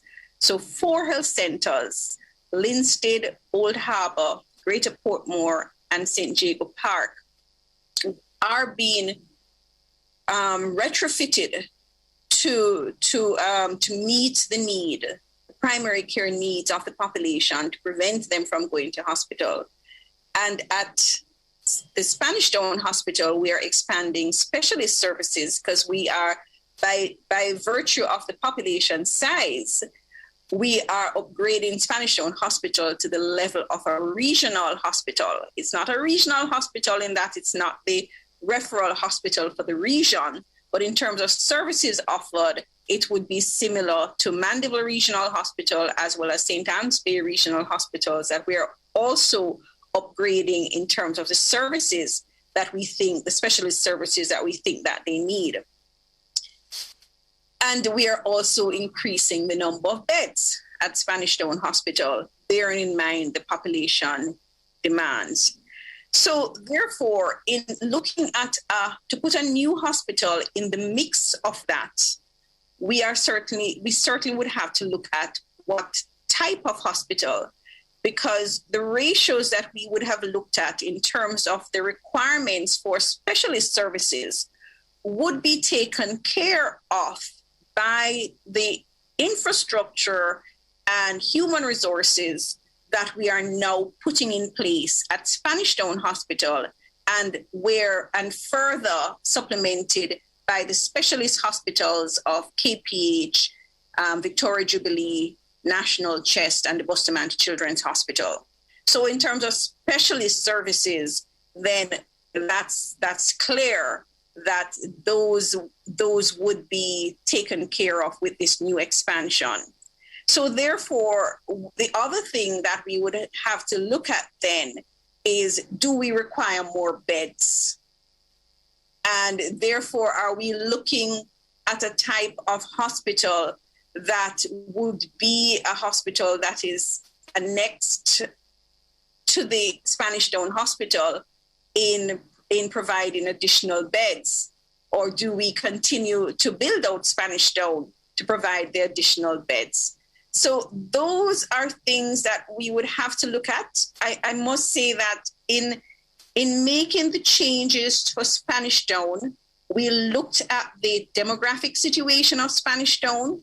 We looked at the not of Spanish Town, of St. Catherine on a whole, including Portmore. So we looked at the demographics, we looked at the epidemiology, and we made changes to Spanish Town to cater for that. So putting in a new hospital, we will have to decide if this hospital is going to be in Portmore, the things that we're going to have to look at is, increased need. We would have to separate out Portmore and look at the increased bed spaces. Would that be needed? Is there more need for maternal and child health services in terms of maternity obstetric wards? We would really now have to look at Portmore to see what specific services, as I said, bearing in mind that we would have built out Spanish Down to cater for St. Catherine as a whole, and the changes that we would have made in the primary care system would have been designed to pull the unnecessary load off Spanish Down Hospital to give it that opportunity to care for persons who really need hospital services. Dr. Mackenzie, I hear you, but I'm having a little difficulty. One, from the pronouncements made earlier on, a decision has been made to build a hospital in St. Catherine. What has not been done yet is where in St. Catherine. But I'm hearing further that the construct of that hospital in terms of the services that it will provide, etc., is yet to be determined. I would have thought that the decision to build a hospital in St. Catherine would first be informed by what the empirical data from the studies being done have informed, what are the demands, and in measuring demand, in assessing demand, you will look at the particular areas of specialty, some of which were touched on, that are short, lacking, non-existent, that need to be made available in the parish before such a decision is made. Thirdly, you mentioned about the proposed and in fact commenced upgrading of some of the facilities, including the Greater Portmore Health Center, to be upgraded to a comprehensive. And I'm hearing for the first time now that there are 3 more being contemplated for the parish of St. Catherine. You said Linstead, Old Harbour, and St. Jago Park. And for those who don't, St. Jago Park is adjacent to the Spanish Town Hospital in terms of geography, right? And I mentioned that because you have the hospital with emergency care, and most people tend to run to the emergency care area rather than go to the primary health care facility. And that's one of the problems I know existing, and has been existing at Spanish Town Hospital for some time. So you have 4 comprehensive health centers on the drawing board for St. Catherine, providing a myriad of different services. As you said in your differentiation of the comprehensive with the type 5, diagnostic services and other specialist services that will be provided in the comprehensive health centers. So you're going to have 4 comprehensive health centers providing these extended and welcome range of services. It is those range of services that is now going to inform where the gaps are to be provided by a hospital of whatever makeup. And that is where I'm having a bit of difficulty, Dr. Mackenzie, is that if the hospital is informed by these demand assessment, then the decision about the hospital probably will be premature at this stage, if that information is outstanding, unless it is. But if it's so, let us know. No. So if I may, member, through you, Chairman. So the assessment, the technical assessment has been done on the parish of St. Catherine. And there are several population centers, and the expansion of the parish in its domicile nature to Kingston and St. Andrew has resulted in population movement in Old Harbour going in that direction. And so when you look at the service delivery points for health across the parish, several determinations can be made for the placement of a hospital to the old harbour side of the parish or to the Portmore side of the parish. And there can be an argument made based on all the variables that we are, based on all the variables that we have, there can be an argument made for several locations. There can be an argument made for for Old Harbour side. There can be an argument made for Portmore side. There can be an argument made, as the CMO points out, for the hospital to be an annex, and it's not truly a hospital, but just an annex to Spanish Town Hospital, where you increase the capacity of Spanish Town Hospital in terms of bed space and staffing, etc., to be more responsive to the entire parish. All three options and more options are on the table. What we're saying at this point in time is that an argument can be made for any of the options, and therefore all options have to contend in the discussion that has to be made at the policy directorate level. And then we take the instructions going forward. So it's not that we are not clear in our minds that there is the need for an additional hospital in St. Catherine. But what we are saying is that where in St. Catherine is subject to a higher level of decision because a case can be made from different perspectives and different points of view.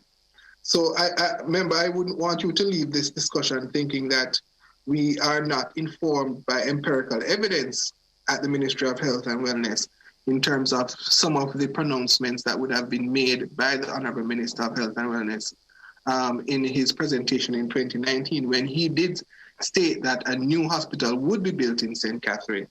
We did do our due diligence, and we do have the data to back up the fact that a hospital is needed for St. Catherine. It's the determination of where that is now being contemplated. The question about what are the specific criteria which is used to determine the need for establishing a hospital. Is there any 1, 2, 3 set?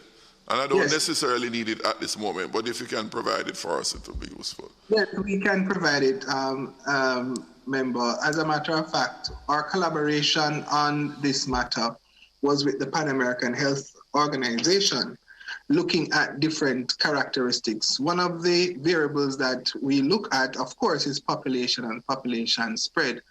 But then we look also at the dynamics of the population in terms of some of the socioeconomic indicators. So we look at age. We also look at poverty levels. We also look at issues surrounding NCDs and the prevalence rates within the different populations for NCDs. We look at, as you have pointed out, travel time to service delivery points for different levels of care, emergency care versus supporting care, primary care, etc. We look at variables in terms of access to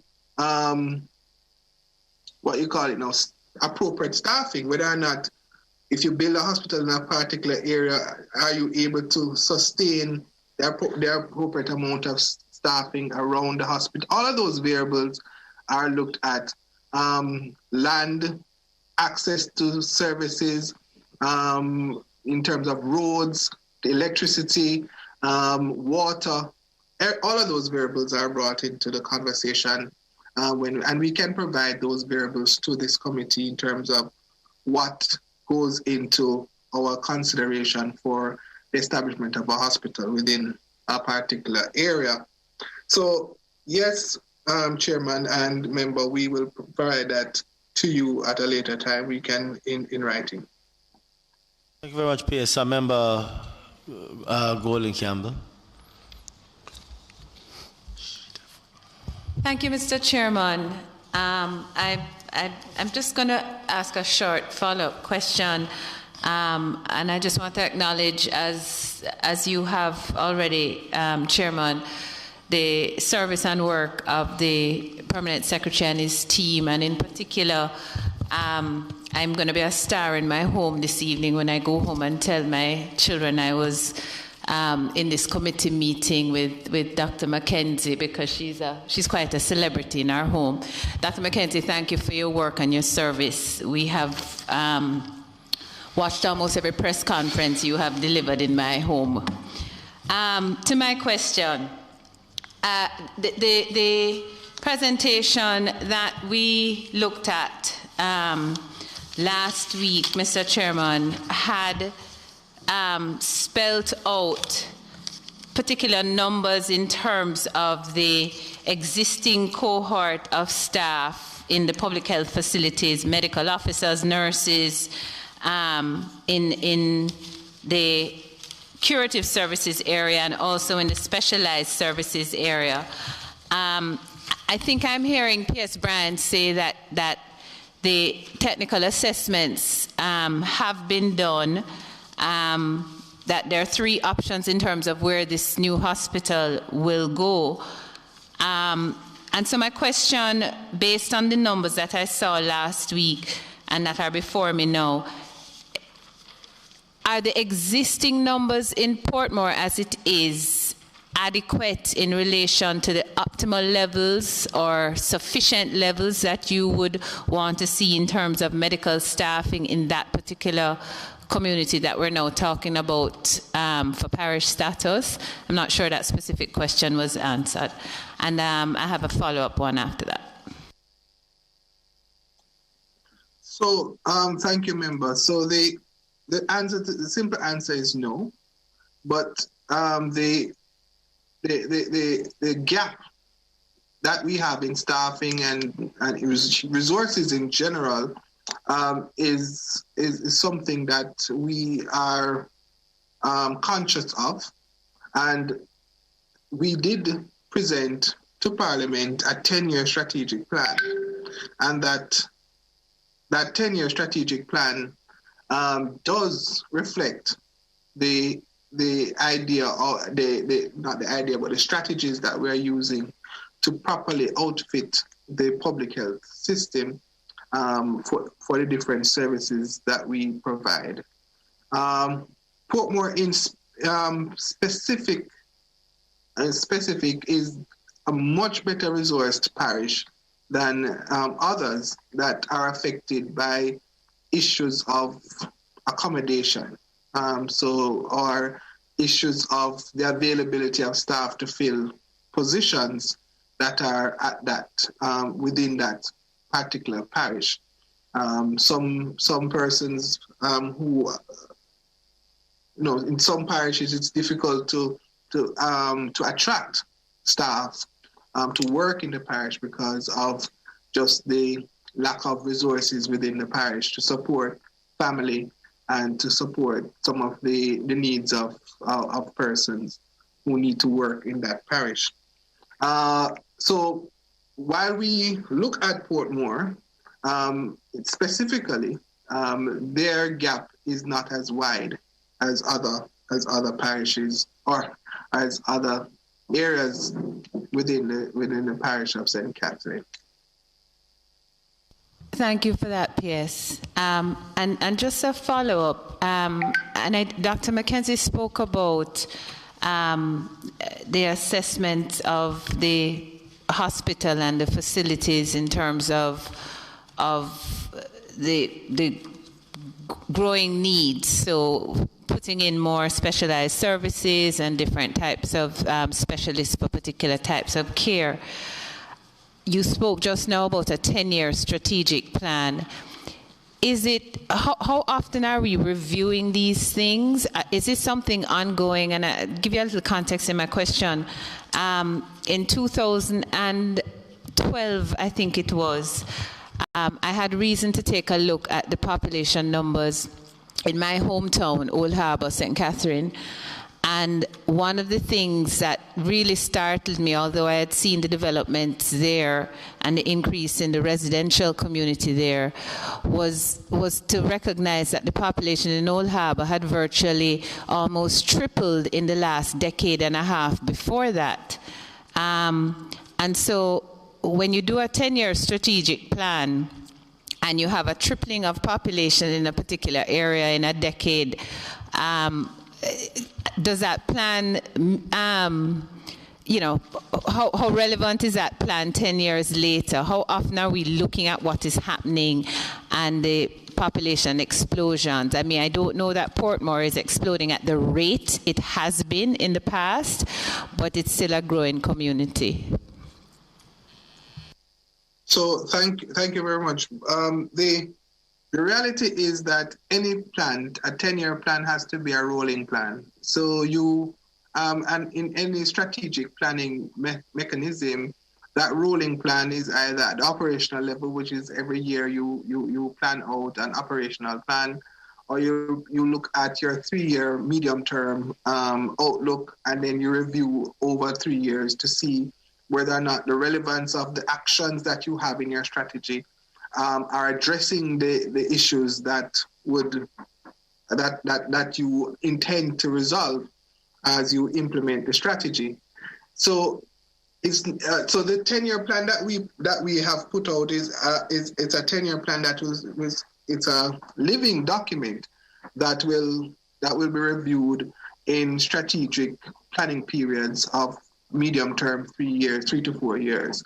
So we are in the first 4 years of that strategic period, and we are intending to, at the end of the 4-year medium term, to review and recontemplate some of the strategies to meet the changing dynamics. So, for example, when we established a plan, communicable disease like a pandemic of this nature, while it is present in terms of strengthening our infection prevention and control, now we have a better experience of it, and we now have a better understanding of what we need to do in terms of our implementation of our infection prevention and control program, and how we need to have a more robust structure at all levels within the health system. And that now needs to be reflected in the plan as we do our review and adjustments moving forward. In terms of population spread and population movement, the plan did take into consideration that conversation. And as I said before, one of the strategic interventions coming out of the plan is the expansion of the physical infrastructure across the island. The CMO spoke about the primary healthcare model. That will result in a significant expansion of the services at the primary healthcare level. But as was stated by the member before, persons can have more confidence, in our primary healthcare facilities, so that when they are ill, they access services through these primary healthcare facilities instead of waiting for inordinate amount of time to be seen at the hospital. And so they can have more confidence because more services are provided, more doctors and nurses, more clinicians are there to deliver services, and the different types of services that are delivered in the primary healthcare system will be increased. So when we now look at, okay, how do we situate a hospital in that situation, we begin to have the conversation as to where, and as I said before, that is a deliberation that is ongoing. CMO, you want to add anything to that response?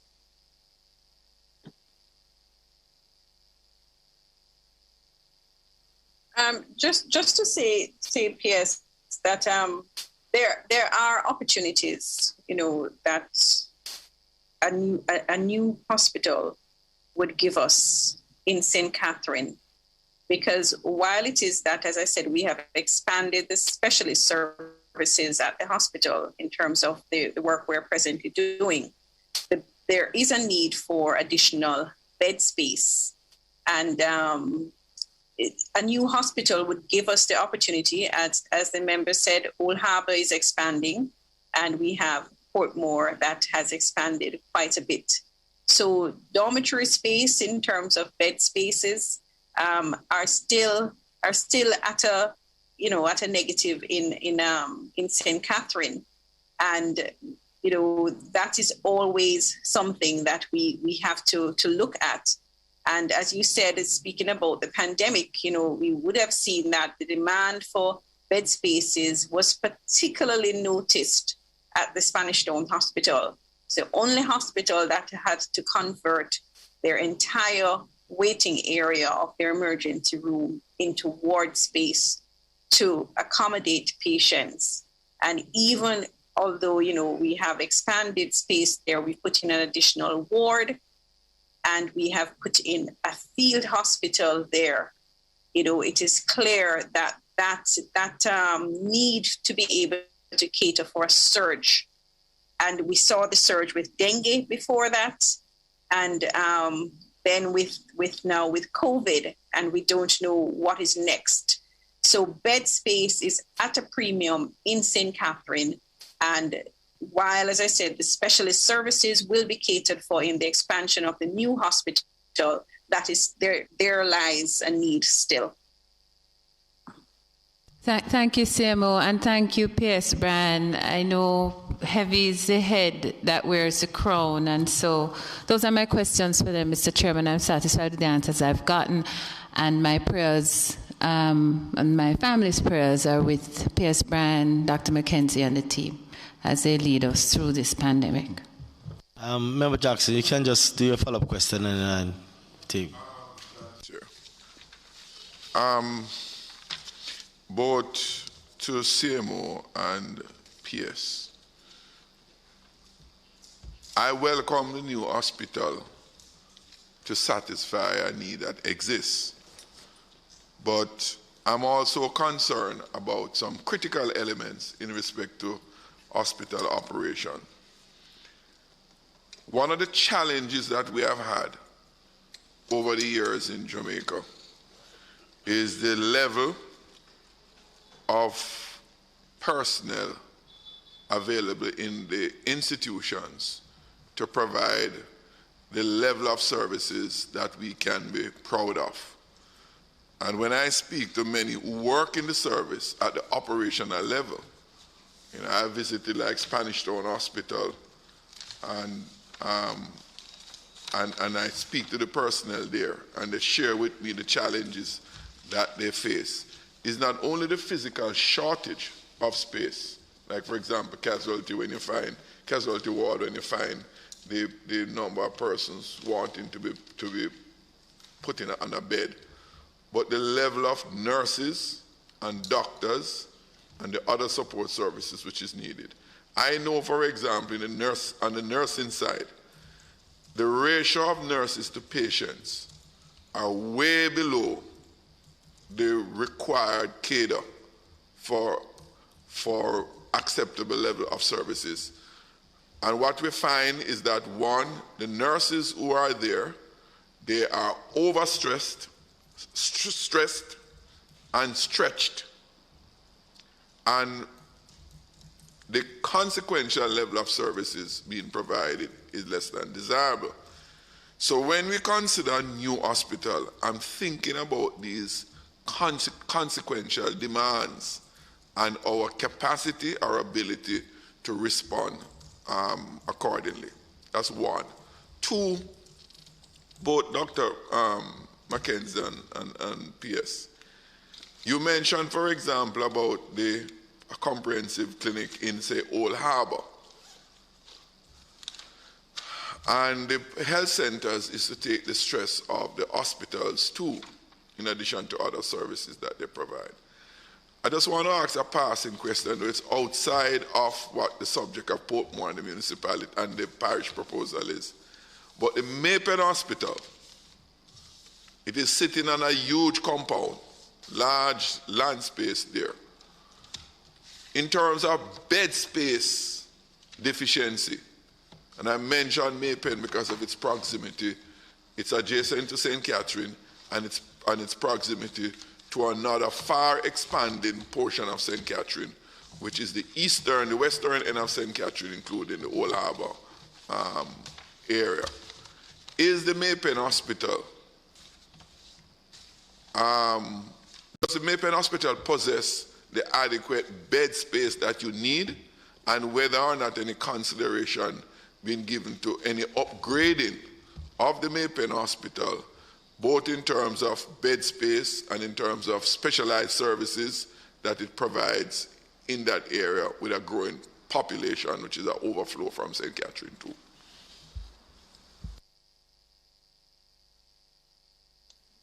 So in terms of the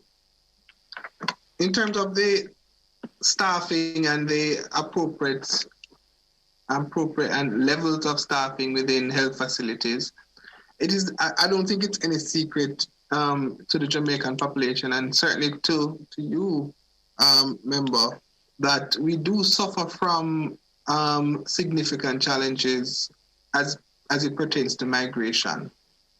Our health professionals are sought after by all the metropoles, English-speaking metropoles, the United States, Canada, United Kingdom. Already within this year, we have lost some 250 nurses to migration, even in COVID. So we are very clear in our minds that we do have a challenge when it comes on to the staffing of health facilities. Not because we don't have the positions, but the levels of compensation for those positions are not attractive enough in terms of our retention strategy. And so we have had to employ different mechanisms for retention. Some have worked, some have not. And we still have the migration pull factors that cause migration to be a very significant part of our challenge when it comes on to staffing. Again, in the 10-year strategic plan, we have a defined structure for human resource for health.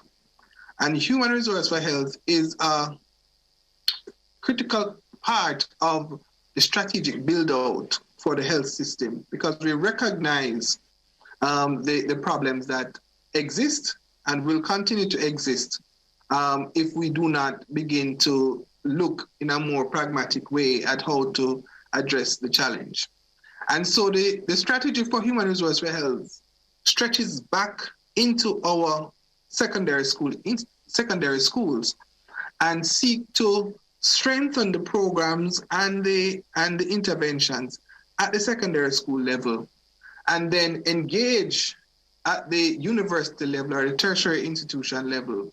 How do we train, and what type of volumes do we provide that can provide resources to the international market, which obviously is part of the dynamics that we must face. And then how do we provide resources to the health facilities that we have in Jamaica? And so our strategy over the next 10 years is to begin to build out a strong human resource for health program at the secondary education level and the tertiary level education level that doesn't only look at entrance level jobs, but also looks at specializations and specialist skills that we need. Nursing, physicists, also all of the different areas that support clinical care of patients in hospitals or in our health clinics at the primary and secondary, at the primary level. And so we have to, the best answer that I can give for that at this point in time is the fact that we have a strategy and we have a plan to address the obvious challenge that we currently have and will continue to have as more of the metropoles go through demographic transition where more of their persons are living longer, and so more of their persons are in need of clinical services and then demand these clinical services from a younger population that they must get from somewhere. And Jamaica is one of those areas that they access those individuals from. The other part of your question around MAPEN, the Ministry of Finance and the Public Service provided, through negotiations with the Inter-American Development Bank, a loan for the health systems improvement. And the loan is to provide, it's $50 million that has been provided in that loan. And component one of that project looks at the rehabilitation and expansion of three health facilities, three hospitals and 10 health centers. The three hospitals that have been identified for rehabilitation under that loan with the IDB is the Spanish Town Hospital, the MAPEN Hospital, and the St. Anne's Bay Hospital. Now, with the rehabilitation of the MAPEN Hospital, a lot of what you have asked about will be addressed. There are several interventions that are proposed to expand service delivery for MAPEN Hospital to respond to the same population movement that we're seeing and the same dynamics in the population that we're seeing in terms of our own transition, our own movement to the demographic transition, where more of our population are living longer and are exhibiting the needs for curative services and clinical services for non-communicable diseases, as well as the poor health practices of our population that have resulted in more of our population acquiring non-communicable diseases at an earlier age in their life cycle, and therefore requiring more support from the health system over time. So, yes, member, there is a plan in place for MAPEN to expand its offerings, expand its footprint, its physical footprint, and to expand the service delivery that it provides. CMO, I don't know if you want to add to that.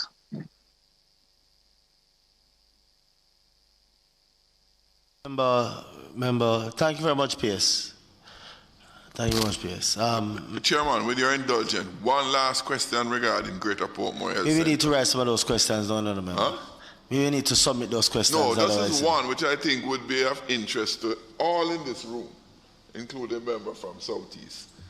The Greater Portmore Health Center, like the others, but I mentioned that because of its size and range of population that it serves. The opening hours is from 8 o'clock to 3 o'clock. We establish a tax office in Portmore that opened on Saturday. And the commercial side, the banks and other financial institutions, we lobbied and get them to have extended opening hours in Portmore because of how the residents of Portmore operate. They work in Kingston, they come over, it is late, they can't get some of these services. Long and short of it, would you give consideration to looking at the opening hours so that they are more accessible, particularly when we talk about primary care, so that persons who work in Kingston or work outside of Portmore can come and access the health services which are there. CMO? Right, so my member would recall that our extended opening hours had started in Greater Portmore, and we had expanded over time. We started with 2 days, going up until 8 o'clock, and then we had expanded to more days. It was cut because of COVID. But as soon as that settles down, remember, we would be able to go back to the extended opening hours in Greater Portmore. It was working very well. It took a little time to build up, but I think we were getting very good attendance from the community during those hours. I can't remember if Portmore was one of those who went on to Saturdays, but where we had started the extended opening hours in several other parishes, we did have some communities where the demand was great, that there was extension on Saturday, but that we would see over time. So that is something that we will revert to in terms of the extended opening hours at the Greater Portmore Health Centre. Thank you very much, Seymour. Member. Thank you, Sir Chair. While I've heard my colleague lobby for Mapen Hospital and I've listened to the report, P.S. Bryan and CMO Mackenzie, Dr. Mackenzie, I heard about the upgrade of the Greater Portmore Health Centre. And while Mr. Martin and Dr. Chen can tell you that the Waterford Health Centre has outgrown the facility that is there, and I've written to the ministry, to the minister in particular and the ministry, to relocate that facility at a land that was identified, that is owned by the government. Is there any plans in your projection in the near future for the relocation of the Waterford Health Centre? You know, it's very difficult for citizens in Southeast St. Catherine to traverse all the way to Greater Portmore and Christian Penn, while the Waterford Health Centre is close by, in close proximity. Is there any plans in the near future to relocate and develop that health centre along with the Bridgeport Dental Clinic? Okay, thank you very much. I will then turn that question over to the region because that now would be determination that the regions would make. Mr. Green or any member of your team? Dr. Chen would be the best person to answer. All right, great. Dr. Chen?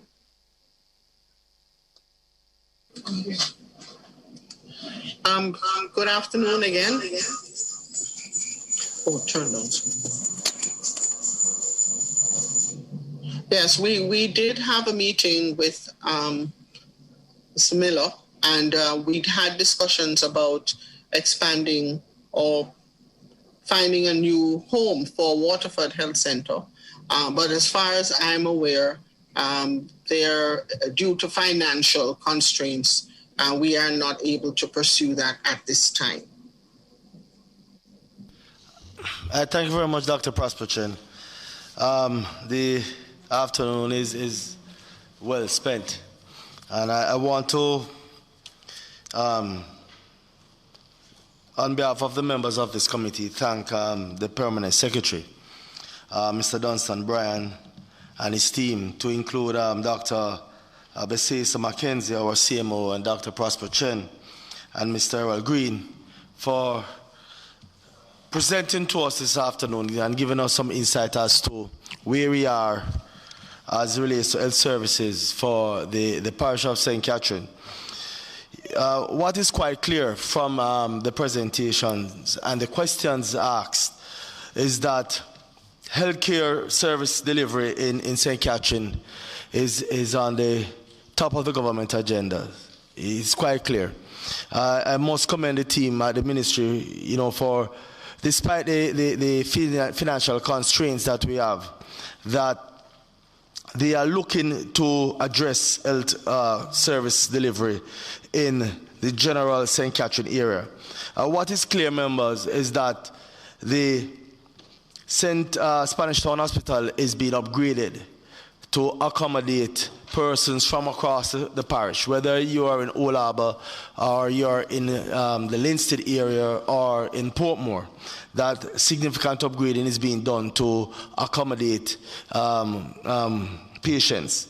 The plan to upgrade the health centers, 4 main health centers, to comprehensive health centers so that it can offer more services. That I believe is commendable with the limitations that we face right now. I am sure members, those of us who are associated with Portmore in one way or another, would want the next or the hospital that is being proposed for St. Catherine to be located in the Portmore area. I'm sure most of us would want that. I am, of course, member Golin Campbell. I believe you'd want to lobby for Old Harbour, but I believe you're outnumbered here at the moment. But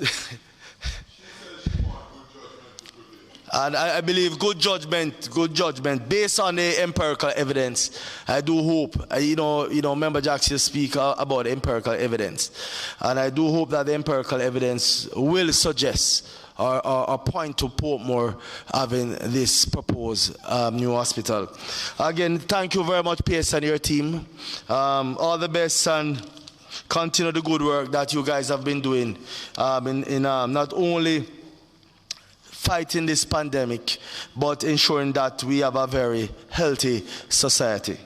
Chairman, you'll permit me to say that it was very good and useful that we had the ministry's input in these deliberations. One we would not have had if we had proceeded without them.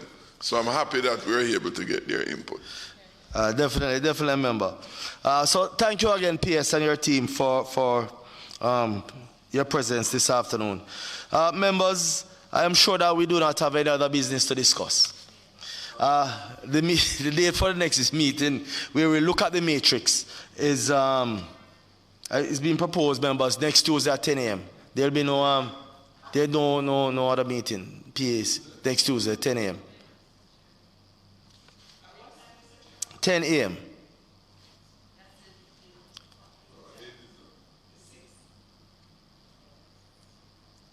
Whatever date next Tuesday is. Is it 6th? The 6th. Can I have a motion first to adjourn, members? Moved by Member Miller, second by Member Campbell. Motion carried.